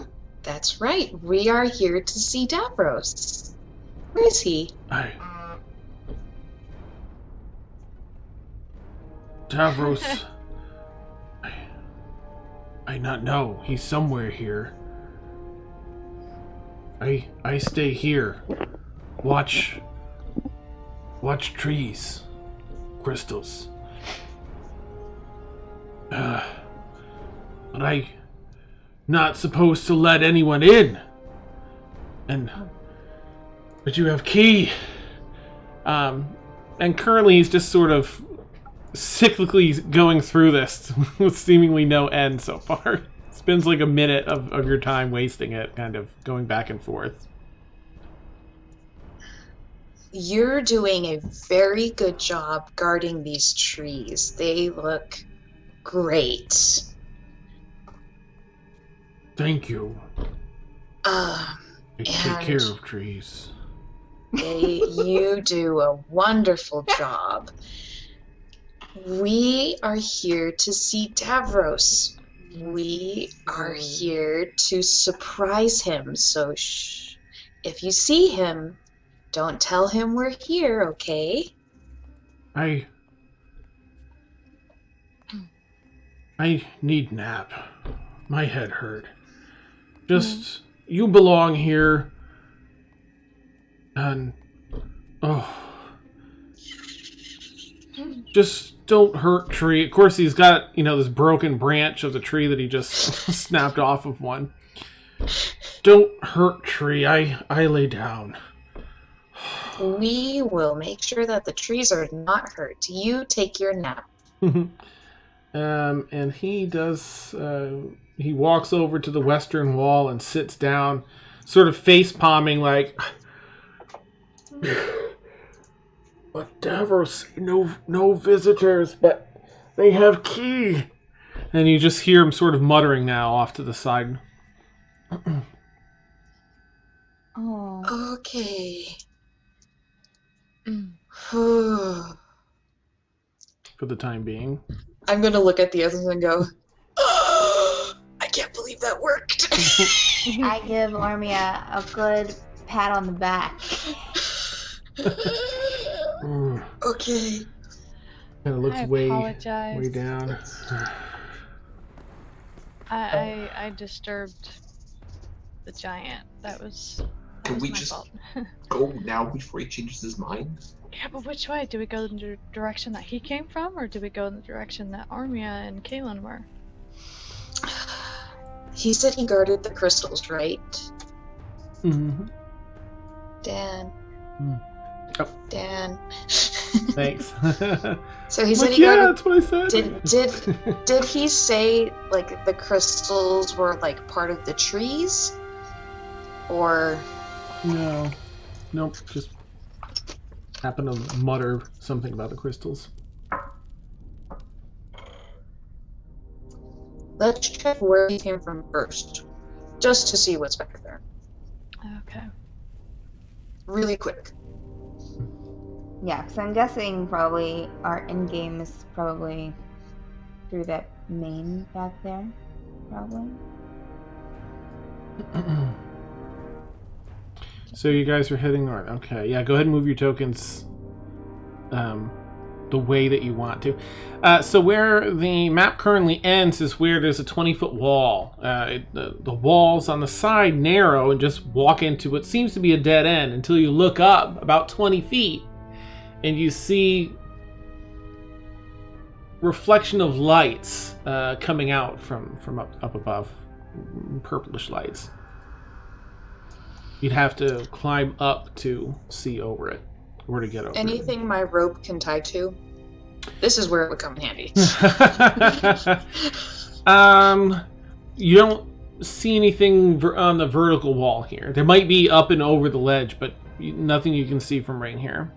Can I command it to move up and look for something to tie to? Well, you can have it move up, but no, you wouldn't be able to. I have to see the thing. Okay.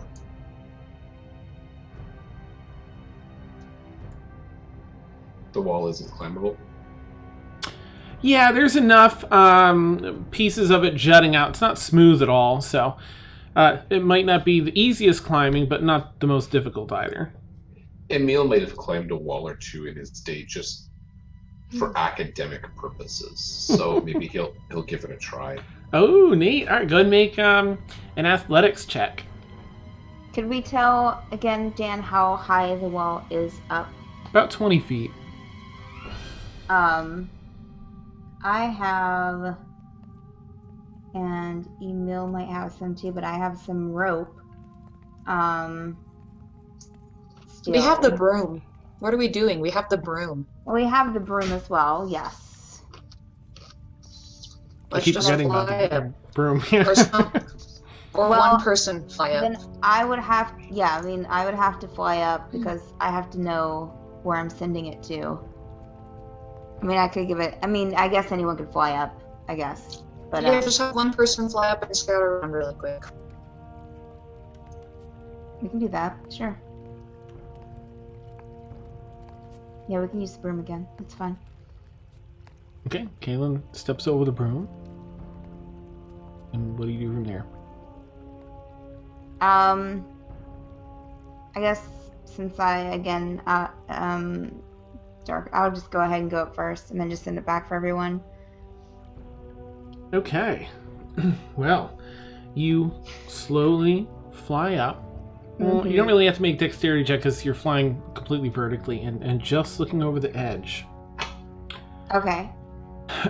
And in this room, I'm going to try and read it as I'm revealing it here. Oh boy. Okay. While this particular room is devoid of light around its outer perimeter, before you, about 20 feet, there is this luminous crystal. Refracted light casts an array of colors across the floor as it passes through what appears to be a massive formation of purple, translucent crystals in the middle of this clearing. There appears to be something encased within it. The Exodus. Exodar. Sorry. Okay. Is that it? A turkey carcass doing the running man, apparently. The more I look at it here. Yeah, that's kind of.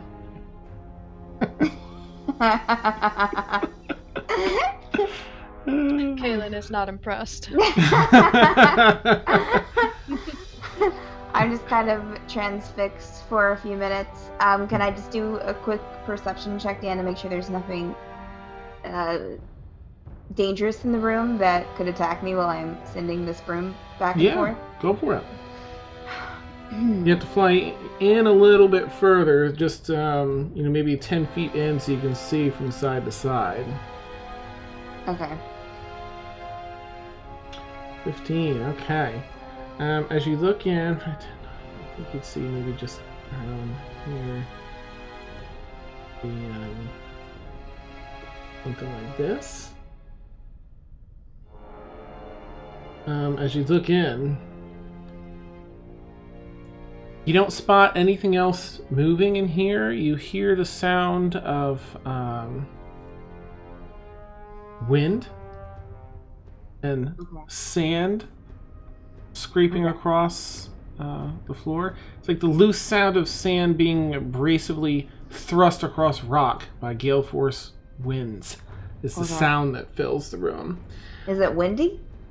Not from where you stand. No, you hear the sound of it, but it isn't windy. Let's see, what else do you spot from here? You're off to the east. You see, what did you roll? A 15? Okay. You see what appears to be perhaps a mechanical limb off to the far east. Mechanical limb? Yeah, it looks almost like a mechanical limb of some sort or a mechanical device amongst the rubble off to the east. Okay. And you also hear in your mind Okay. a voice. Roheen. Hey. Kaylin, what do you see? I'm not sure I can hear your whispering, but I just look back down and I'm like, 1 minute, guys. All right, so I'm going to stay kind of back down as close to where the prefaces is. I don't want to go in that room until everyone else is up here. Kaylin's a little spooked out, but she pulls herself together and is like, "Broom, go!" and just kind of chucks it. Nice. Broom was ooh. And hovers just above the floor. Okay, it's ready for anyone that wants to get on it. Get on the broom! Okay. One by one, you guys zip up on the broom. Boom, boom, boom, boom. Same as before, until you're all standing in this room before this massive crystal formation with something, again, seemingly housed within. Whoa. What is that? It's a big purple crystal. Can I do... well, no, never mind. I was going to do a history check, but I don't know if that would work. Let's see. There is, a dim light throughout the room as this is a luminous crystal, and it. Can I do an I want to do an Arcana check and see if I can pick up on any magic coming off of it. Yeah, go right ahead. Am I close enough to do that? Mm-hmm. How far are we? If we just step in, like, how far are we away from it? Is it like 10 feet? About 10 feet, 10, 15 feet. Yep. Okay, so not too far. All right, let's see here.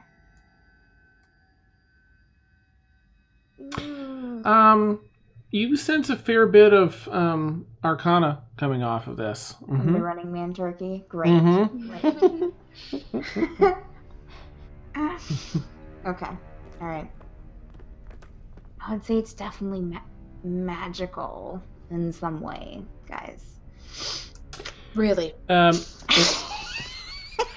Giant glowing purple crystal, let me tell you that. I just stare my eyes at Ormia. Trying to make light of the situation, I'm terrified myself.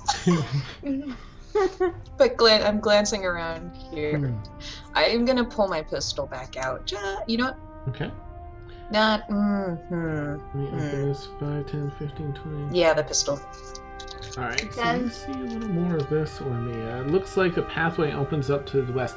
And even though that voice was in your head, Kaylin, you had a sense of some presence that it was coming from off to the west. Oh. Okay, so did anyone else hear that voice that I know of, Dan? Or not that you know. Well, I'll turn to Emersina, because I think that she's right beside of me. Right, yes. And I'll be like, do you hear a voice saying anything to you, like, in your mind? No. Okay, just checking. And I kind of... Are you hearing things? There's something... say... I'm not quite sure, but it feels like where Ormia's going, I think that there's danger over there. Okay. I'm gonna That's the theme of this episode. We're walking towards danger a lot. Right? Isn't that how we just play this walk campaign? straight to it. That's how we do. Usually it's me walking straight to it, so... If you're not eating chicken while the rest of us are fighting. True. I'm reading a book. I moved my token, but would I be able to, I don't really want to shout. I think it would startle Ormia if I just throw something at her, though. Nice. Emil, you also see what initially looks like maybe a crumpled up lower body and some rubble off to the east, but as you get a little look at it for a few seconds, you see it does appear mechanical in nature. Same thing Caitlin saw. Oh, Okay. After the last time, I'm going to try and stick close to other people unless we diverge again. okay. I don't want to get split up. All right, Romeo, you now see a couple of things as you go a little further. Armina, where are you going? You see more of this passageway off to the west, and up north of you, you see very similar to the whirling sands outside. From out of the side of this stone wall, whipping across the cave floor, from floor to ceiling, are more of these winds. These look a little bit different. The sand and wind in here is black.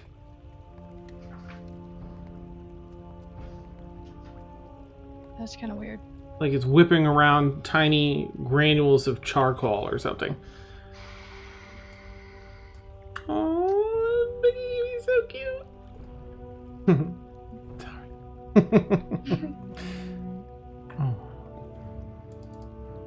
And let's see. So, you're up there. Yeah, you're pretty close. Okay. And Caleb. Where's Felix at? There he is. Okay. Felix is gonna hand Emil's lantern back to him, nudging him a little bit. There you go. Sorry about earlier. Okay. Dan, quick question. Mm-hmm. Because since I'm a dwarf, I'm proficient. Well, I mean, I know some about stone. Does that include like crystals, or is it just like stone? It's usually with stone and with the crafting of stone. Rocks. Mm-hmm. Okay. Just want to make sure. I'm going to stick with, since there was something mechanical over here, I have a feeling that Kaylin will be drawn, since I thought I saw there was something mechanical over here to the west. Okay.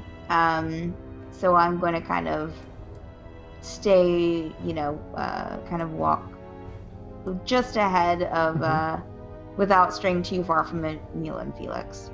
Okay.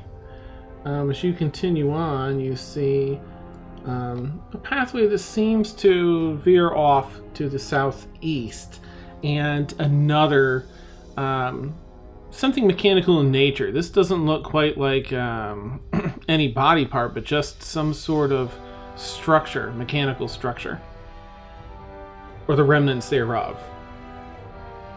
You recognize it from like tinkering as bits and pieces of something. Right.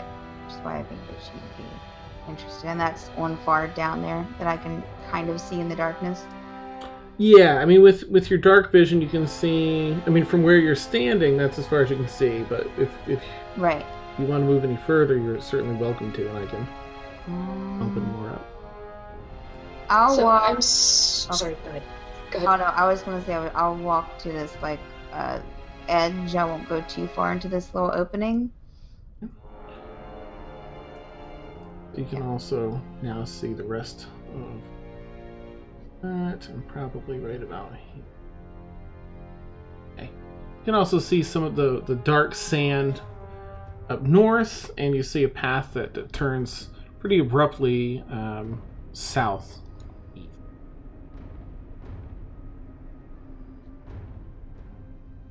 Okay. There's nothing else like in this room, in this corner? Nope. From there, I mean, you see around the corner, and you see a few more bits of tinkering material, basically. Where's am I close to the tinkering material? Am I close to the... Yeah, I mean, so far you haven't seen anything substantial enough to be on the map. It's just bits and pieces, but it's all right near the opening. You're near where the little legs were, and then right by the opening of that cave is the rest of the stuff. Is there anything salvageable that I can tell? Some of the material near the opening of the next length of cave is, okay. Yeah. Okay.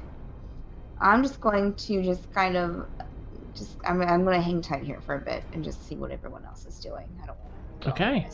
Ormia? Sorry, I missed your description earlier. What the squiggly lines are at the top? Similar to the sand whirling about outside. From the wall itself, out of the wall, blowing across this entire section is sand that is pitch black. It's different in color and the nature. It has a bit of an ethereal nature to the wind whipping this sand around, and it's from ceiling to floor and goes across the entire upper section here. Huh. I'm gonna pull out the key Mhm. and just kind of walk to the edge. Maybe if I can just walk to the edge and see, like, just kind of stick my hand in. Like, what's going on? Stop. Okay, let me pull up my notes. So you walk up and place your hand in. And let me just find where is that now? Okay. Please make a Constitution saving throw, if you would.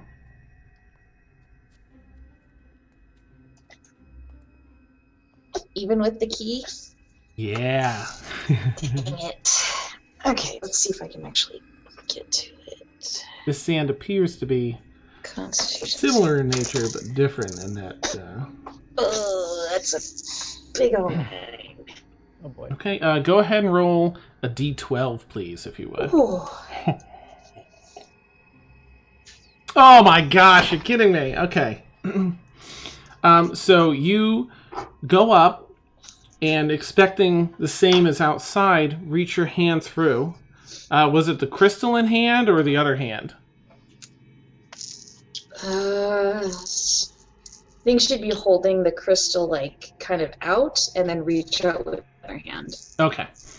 And the hard, multi-sized stones rip across your arm, battering parts of it and peeling parts of the skin back in other areas, dealing 12 points. 12 points of damage to your forearm from here up as you quickly rip your hand out and step back, stumble back a foot or two. Oh. Ow, ow, ow, ow, ow, ow, ow. That didn't work.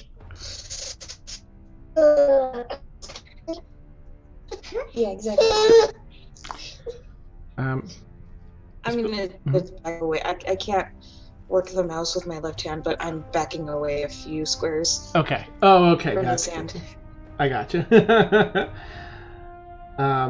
You take a safe distance.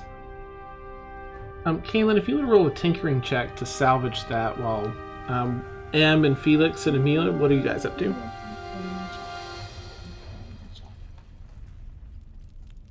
I've just basically gone back a little bit towards the crystal to kind of be in the same area as everybody else. Okay. I'm not quite sure what to do.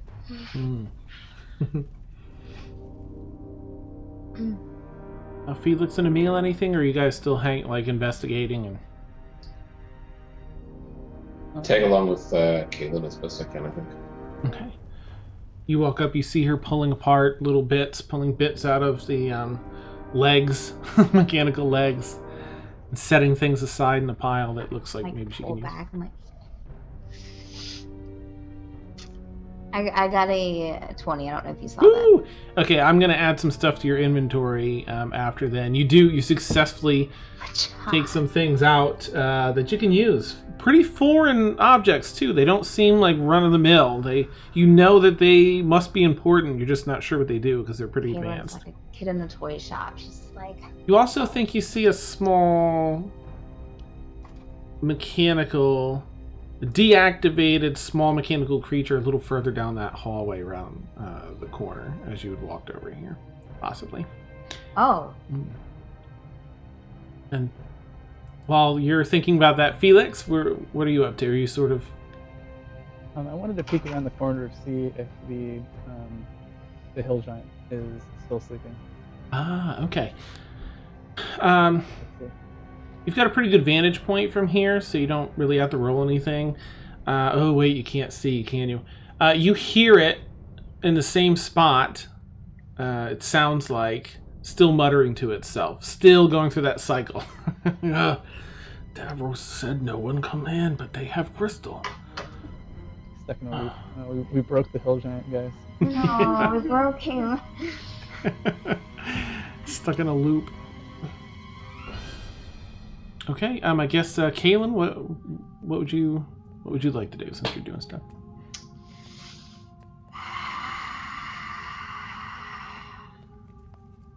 I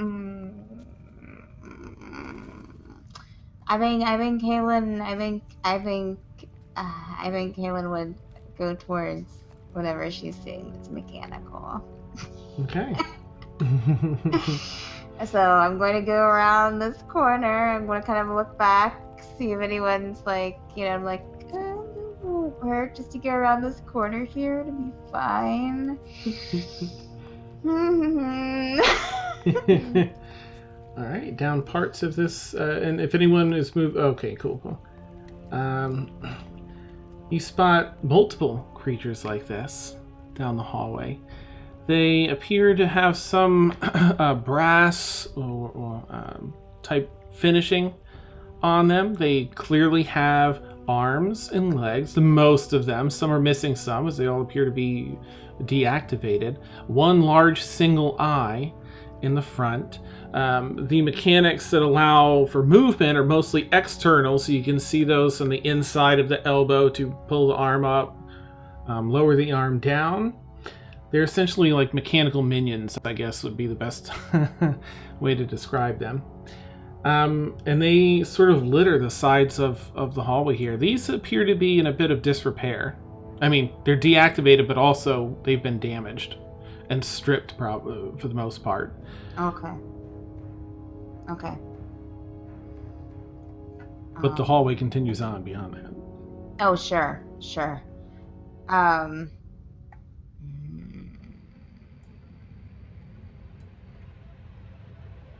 where is... Oh, they're going that way. Wow. I'm gonna stand there and think about this for a couple of seconds. Okay. Oh, let me add, because I tried to write descriptions down beforehand so I wouldn't forget. So far, the length of this cave section is dotted with dimly glowing red crystals. Let's see. It continues on past your range of vision from here, and appears to be somewhat empty, except for a couple of lumps of metal that almost resemble another pair of mechanical legs, and a number of these creatures. Ooh, roll a history check, if you would, since you're proficient.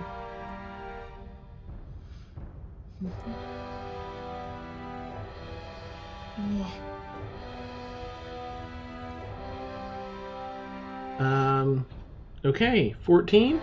All right, these are a sentient race, Modron, I believe they're called. That's a real thing apparently in D&D, which I was pretty excited about. Wow. And they inhabit a whole different realm, and you almost never see them. Almost never. So they are a pretty rare item, which fits in with previous ruler Roheen and his collection. Yeah. Okay. As you've pushed down a little bit to look down, you do see, again, the floor is riddled with the remains of these now defunct mechanical wonders. Kaylin's pretty excited, but she's still a little hesitant because it's just, me and Emil. Just in case. Mm-hmm. So I think, I'm just going to I don't want to get on there by just with the two of us. So I'll kind of, I know it's there, so I'll come back around here and just be like, look at Emil and just be like, I think we should kind of stay with the others. I think so. We're looking for what we're told is a very dangerous opponent. Yes. So, yeah. We'll, I look over my shoulder hesitantly. We'll come back. So, I'll start making my way back towards the others, Dan. Okay.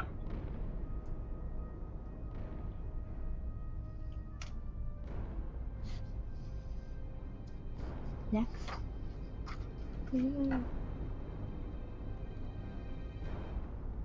Felix, you hear in your head a voice. Oh no. Roheen, how dare you lock me away in here? I will return this tenfold. Roheen. Do I recognize the name Roheen? Do you recognize what? Sorry. The name? Yes. Roheen, the previous ruler. Mm-hmm. Did we all hear that, or just some of us? Just Kaylin heard it. Only Kaylin heard it the first time, and only Felix heard it this time. Again, you sense a presence off to the west for that. Off to where I am? Mm-hmm. Southwest, sort of, that western side. Steph, did Kaylin ask us, all of us, if we had heard that voice? No, I just asked him, Marcina. Oh, okay. Kaylin was too fascinated with the rock and then with the mechanical things to follow through with that. I'm going to head over to Ormia and kind of whisper into her ear. Well, what do I see first? I've been standing there for a while. Yep. Let's Sorry. Hop over here. Things have happened. So as you look down this cave passageway, I'll reveal it and then I'll read it because it's in my notes. Lots of fun. Okay. Down this hallway, the soft glow of white luminous crystals dotting the ceiling and walls in this passage offer just enough visibility to see a grand multitude of glistening strands of webbing carefully woven from floor to ceiling in magnificent design. Wow. That was so eloquent. Oh, thanks. Okay, yeah, she just would have like stood there and just kind of stared like, do I nope or do I go through? Very tempted to nope the heck out of there, but that's me, not Ormia.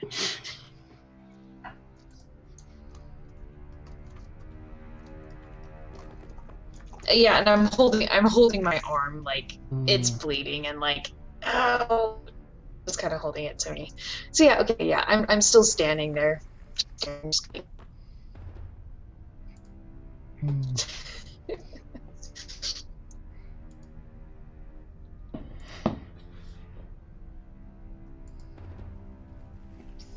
What do you guys want to do?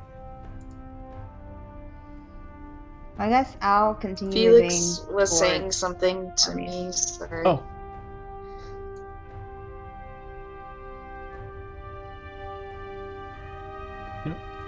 Felix, you were saying something?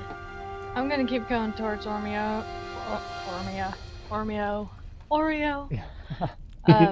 And Felix. Okay. Yeah, I was gonna grab Ormia by the shoulder and say, I think I hear something coming from down that corridor. Which is strange because there was no echo. I'm not sure if it was just in my head or if it was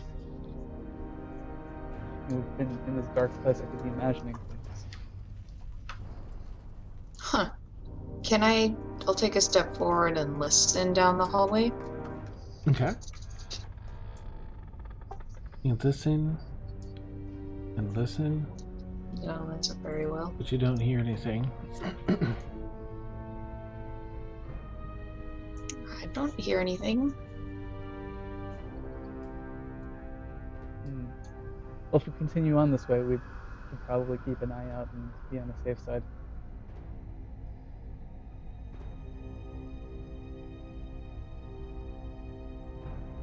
Okay, as you continue down the hallway. Make a perception check if you would, please, Ormia.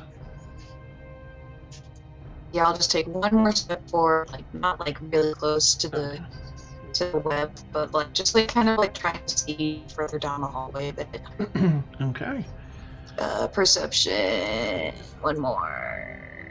Slightly better. Okay, 15. nice.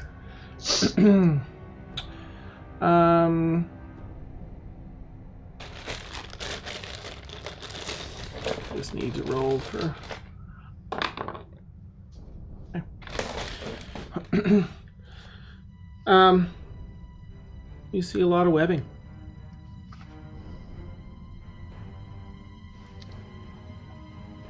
Who has the lantern? You do? Okay, that's not what. Right. Well, since it doesn't look like there's anything interesting down there, I'll just kind of try and turn and head out. Like, we have another place to be.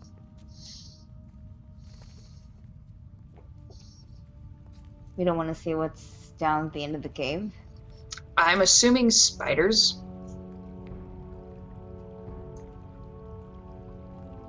Are you okay, Omria? There's lots of webs right there. I don't really want to go down that way. I don't want to have to fight anything before we reach Davros. No, I mean, you're... What? Oh, I tried to walk through the sand. I thought it would work like the sand that we had previously because I had the key and didn't. Well, we had to be linked together to enter the sand before. Yeah, but I'm holding the key. Do you think that might work again with all of us? Probably not. I don't really. It really hurt. Yeah. Let's. Well, I mean, we can either try that, go down here where the spider webs are. The other arm has mechanical creatures in it that I don't think are. I don't think they're going to do anything, but I don't know what was down at the end of that hallway. So we can go back there, or we can try and go through the sand, or we can go through the spider webs. It's really our only options, unless she looks back at the big purple crystal in the middle of the room. We can find something to do with this. And there was that path that you started to go down, but the giant interrupted that. There's that too, yes.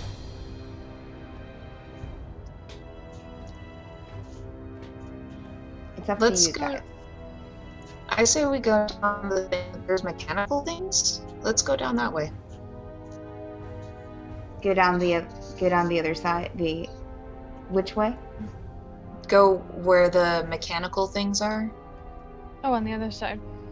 Yeah, it's this way. Kaylin kind of smirks and she's like, okay, whatever you guys want to do. And she turns and starts walking that way pretty quickly and happily. He starts running. Nice. If you insist. If you insist. I guess we'll have to. Kaylin in full stride leads the way across the cavern here, back over to the cave, length of cave with a modron in it. I still kind of think we should go through this sand and see if it works, but... Okay. Oops, I need to move this, don't I? Alright, go ahead and move your token, as you see fit, down that length of cave. And I will open it as needed. I'm going to approach really cautiously, but I am definitely interested in these things. Oh, keep zooming in and out. Okay. Yeah, they are. I mean, they are mechanical wonders. They really are. These sentient creatures constructed by who knows. I forget. I'll check what you got for your history check. I think it was like 15. Okay. Yeah. So you're not really sure when they were constructed or how, but it's just a bit of a marvel that they exist the way they do. How tall is it? About it's a little shorter than you, but it's on its they're on their butts basically. They've been sat down on the cave floor. They're not if they were standing, they might be your height. They vary by about 1.5 feet or so. Is it like pick upable? It'd be heavy. I mean, it'd be picking up something almost your size, made of metal. Is there anything salvageable about it? The ones you've come across so far seem to have already been picked clean. Sad.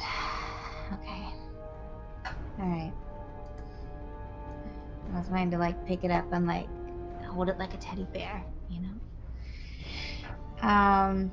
Okay. All right. Well, I'll just continue kind of slowly down, kind of checking the next one as well. Okay. This one also appears to have been picked clean. A bit different than its counterpart. A little wider, a little shorter. All right. Further down the hall, again illuminated with red crystals, you see a broken down mechanical device, larger mechanical device. And you can make a history check on this one as you get first glimpse of it. Oh. Okay. Let's see. Is it just Kayla making the history check? Yeah, anyone that's right there that has proficiency in history can make a history check for sure.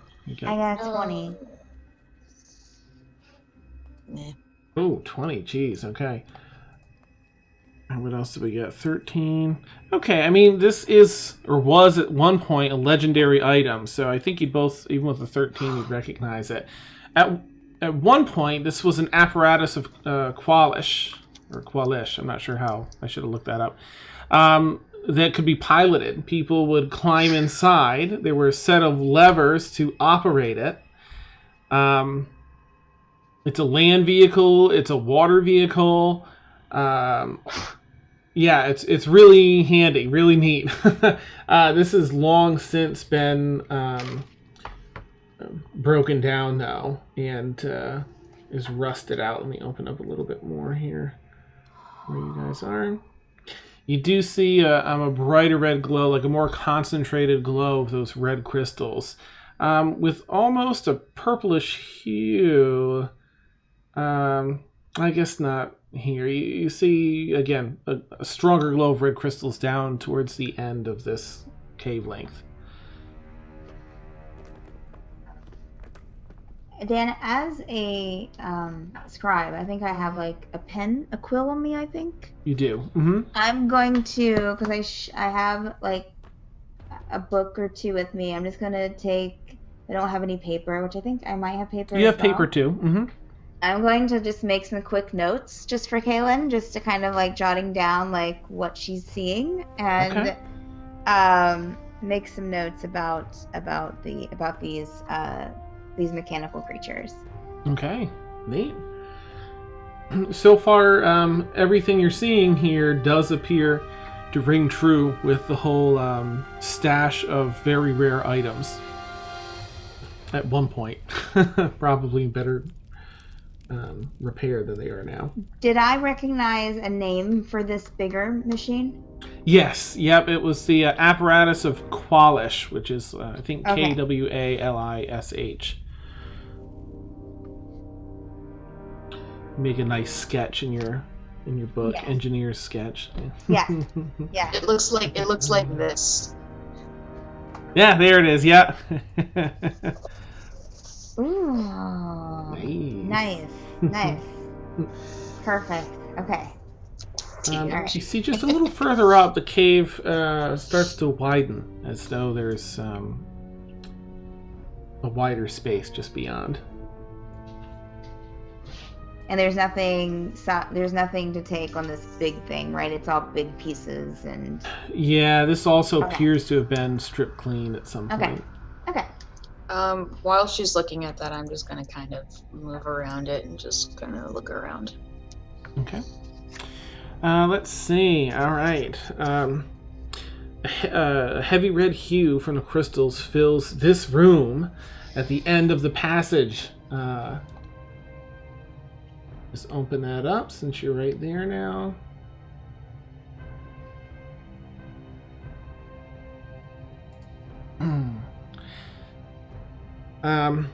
There are several. Well, I guess you're not really in any further. So that's all you see so far.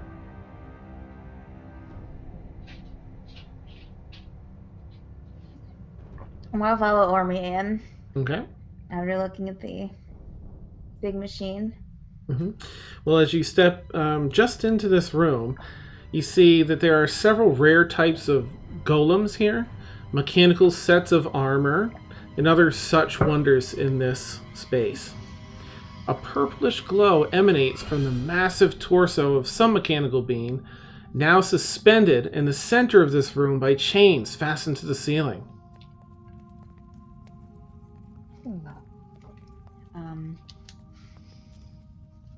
I'm gonna first I'm gonna look around and like check for traps. Yeah, go ahead and make perception. Perception or investigation? A perception, I think, to see if it's okay. You don't spot any traps. Everything looks okay as you scan about the room. This seems to be more of a storage space, and as though you'd only get here if you were supposed to be here. Right. Okay. I'm gonna go look at the armor. Is that this one right here?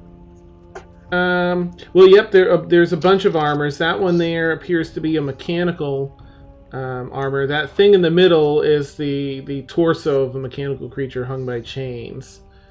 The one you're looking at there is a rather large size, probably 10 feet tall or so if it stood up. Worn out, again, instead of mechanical armor, not like the Modron, it's more like a knight's armor, with the machinations being inside, with the mechanics being inside. Come look at this. I'm seeing. I'm coming. I'm just like, whoa. And then I'm gonna go look at the other armor that's more armor-like. That I would know more about. Oh, nice. Okay. This one appears to be. Are you proficient in Arcana at all, Ormia? I am not. I am. Ooh, neat. I'm not proficient in Arcana, but I did grow up in a family of armorsmiths. Yeah. This one is a well-crafted, like human-sized piece of armor that you're looking at, Ormia.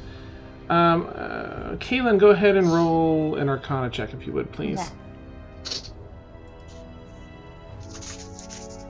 Okay. It does appear to be fairly finely crafted, Ormia, the one you're looking at. Ooh, Kaylin, you sense a fair bit of Arcana coming from this massive torso. It's just the torso. No head, no arms, nothing below the waist. But it's still a little bit larger than you. Torso hanging. The bottom of it's only about a foot off the ground. Massive chains connected to the ceiling tie down to the shoulders of this mechanical torso. And you sense a little Arcana coming from within. And that's the one in the middle here, right? Yes. Okay. Yeah, Ormia, this seems to be the only suit of armor in here that's in good condition. It does seem to have some finely crafted, to be finely crafted. And Kaylin, as you take a little bit of a closer look, sensing the Arcana, you see that there's a purplish glow that emanates from this massive torso of some mechanical being. Oh no, we already saw it. You see inside,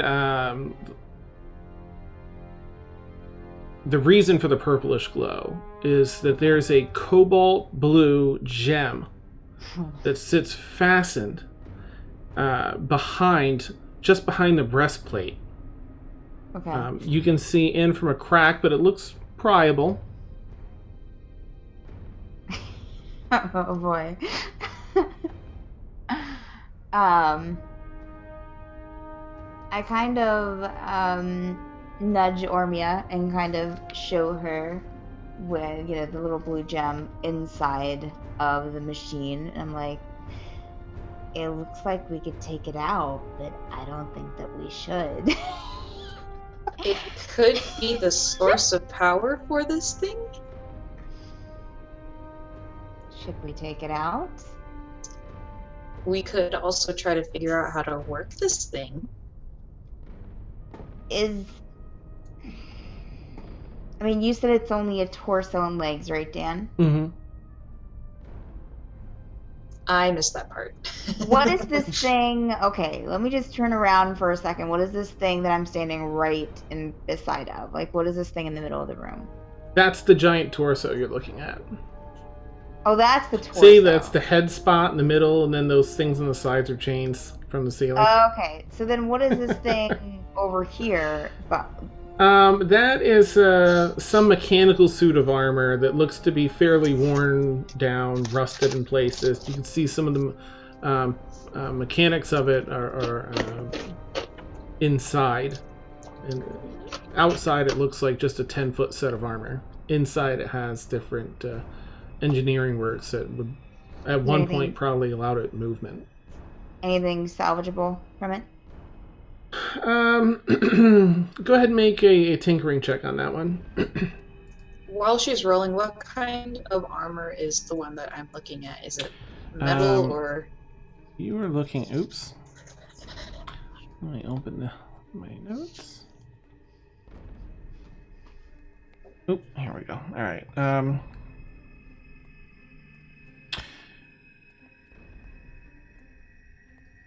You are looking at... First, I'm kind of looking... Sorry.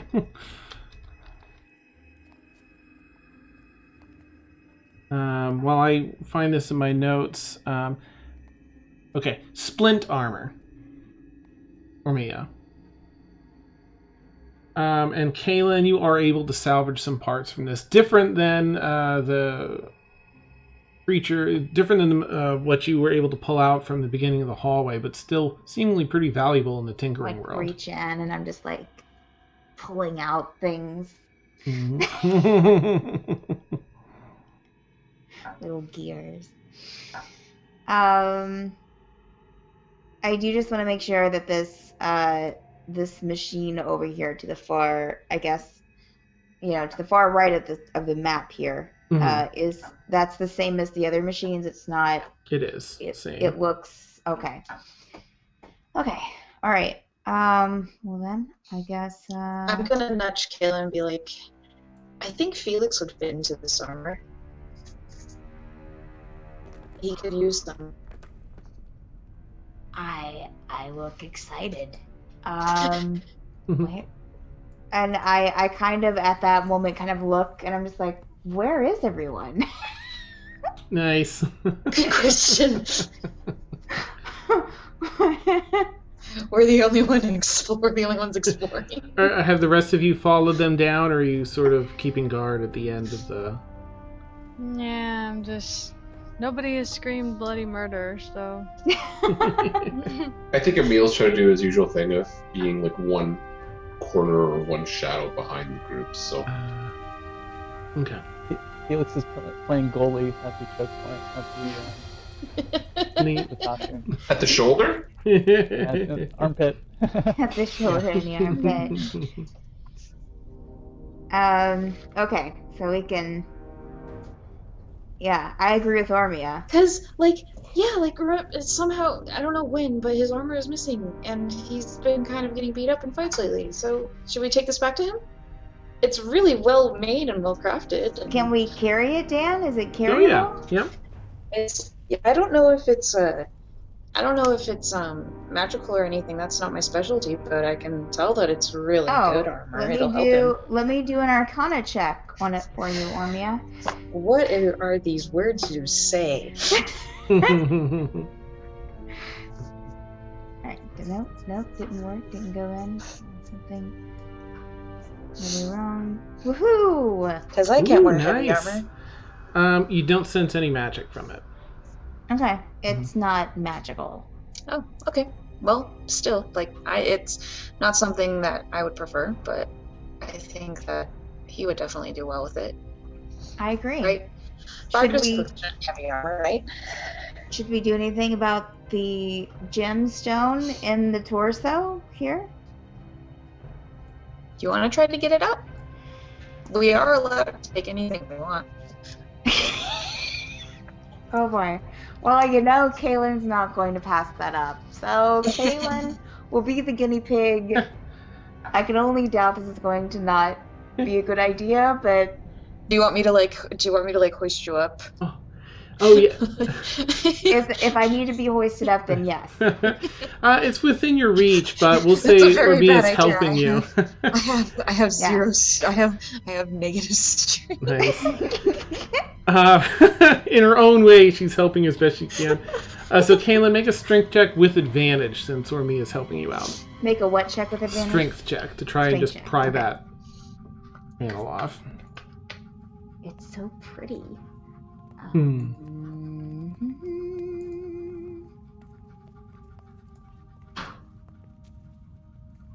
Mm-hmm. Oh, jeez. Okay. Mm-hmm. Boink, you just pop it off, no problem. You've got great amount of leverage, and it pops off. So now, before you saw is just a piece of this cobalt blue gem. You see it in its entirety now. Okay. And the fact that it has no imperfections would alone be enough to surprise you. Yeah. Yet, it's a shape that strikes you the most. It's shaped perfectly to resemble a large dwarven heart. A dwarven heart? That's awkward. That's not creepy at all. You know what? Do a history check with advantage because. Okay. Let me see what you All get, right. and I can tell you. Why. Absolutely. Let me just do this history check. 19. All right, and history is intelligence advantage. based, right? With advantage. Oh yeah, you can roll it again if you want. See if you get anything higher. But See if I that's can- 19's pretty solid. Yeah. Okay. No. In all your research, there hasn't been anything concretely written about this, but it is believed by some scholars that a warforged heart resembles a large dwarven heart made out of a pure gem.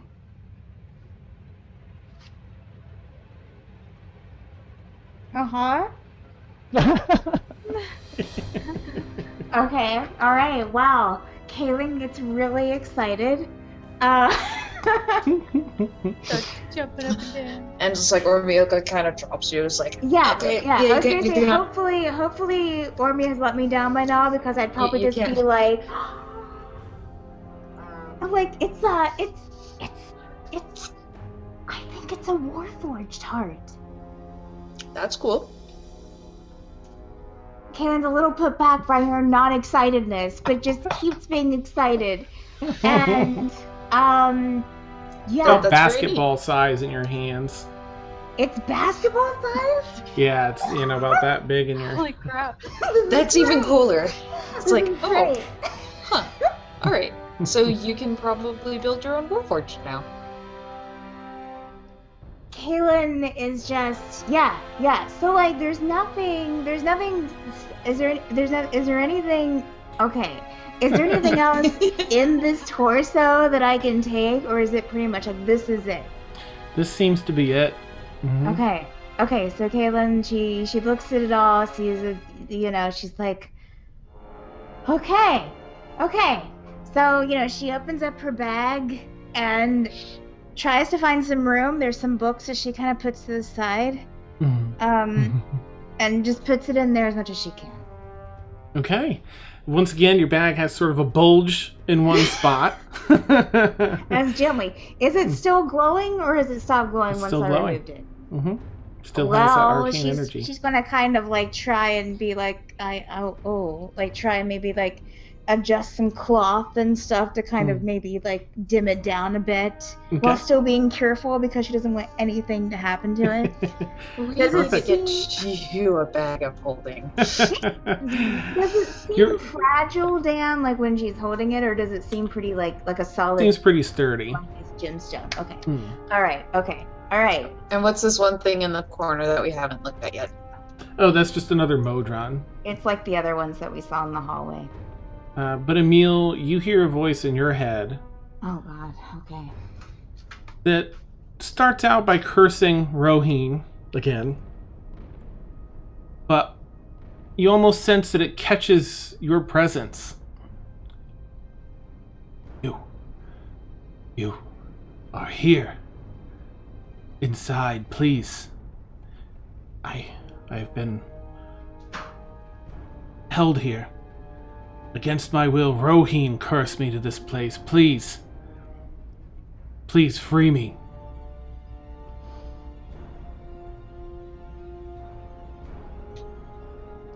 Where I guess I'm just gonna think in my head, who and where are you? My name is Eldenser. I'm to your west.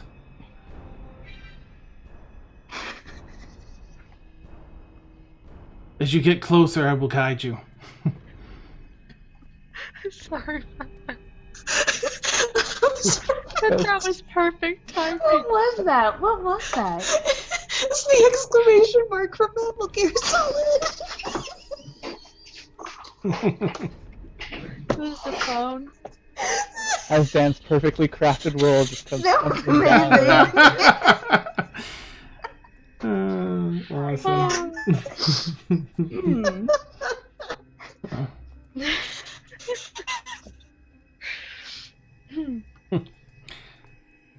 I think I'll just think in my head. Sounds like fun. Thank you. And that's where we'll end tonight's session. Since it's fun. Yay! Perfect. Sounds like fun. I love that. That's great. Yeah. Why'd it have to be spiders? Yay. Oh. Well, back to the spider part next week. Yeah, spiders. I can't stand them. Ooh. Even drawing the spider webs, I was like, I don't want to draw this. Nice, Dark Searchman. What was I going to say? Crap. Oh, great job bypassing that whole fight with the hill giant. Yeah. That worked out well so far. That actually didn't go the way that I thought it was going to go, but I'm very glad it went a lot better. He's not too sharp, and you do have a really crystal. You definitely gave him his little paradox there. Paradox error. I was I fully just willing love- to kite him out of the cave. Just keep running.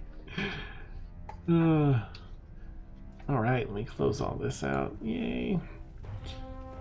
All right, guys. Well, thank you so much, players. As always, amazing. And I hope you all had fun. Thank you, chat, as well. Most certainly, you guys are great. I've got to go back and read some of the chat because I missed most of it there, but you're always hilarious. But yeah, look forward to next week, and yeah, we'll see what happens next week with the rest of this fun stuff and the sand wall problem.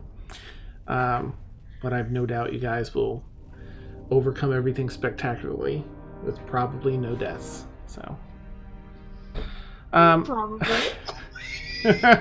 sorry, I'm just I messing did around. just lose half of my health to the sand wall. Caitlin's was- gonna be ticked if she dies after finding a heart for a warforge. That was so great. For a hot minute, I'm like, she's not gonna check it out. They're gonna decide it's too dangerous and leave. And I'll be like, I can't tell her after that. She, as a player, I'd crush. She's not gonna go down that. She's not gonna do it. Like, thank goodness you guys decided on it. Awesome. Awesome. We got a few new viewers in chat tonight. Yeah. For Hey, those of thank you you. who are new and need to catch up, here's a YouTube link to see our previous episodes. Yes. Mm-hmm. Mm-hmm. You can catch all these awesome folks here doing their thing for the past 22 episodes prior there on YouTube. We got them all up there. And you can catch us every Friday night from 10 p.m. until 1 a.m. Eastern Time. And, yeah, we have a Facebook group too, in case you have any questions for him or want to harass him in there now. Harass us in there. You're welcome to join and say hi and see some behind the scenes stuff and other fun things. Oh, well, I had a blast, guys. Thank you so much. That was really fun. I hope I can't wait till next Friday now. Fast forward time. Yeah, I hope you all have a great night, and we'll catch you all next week. Yay! Bye. Take care, everybody. Night.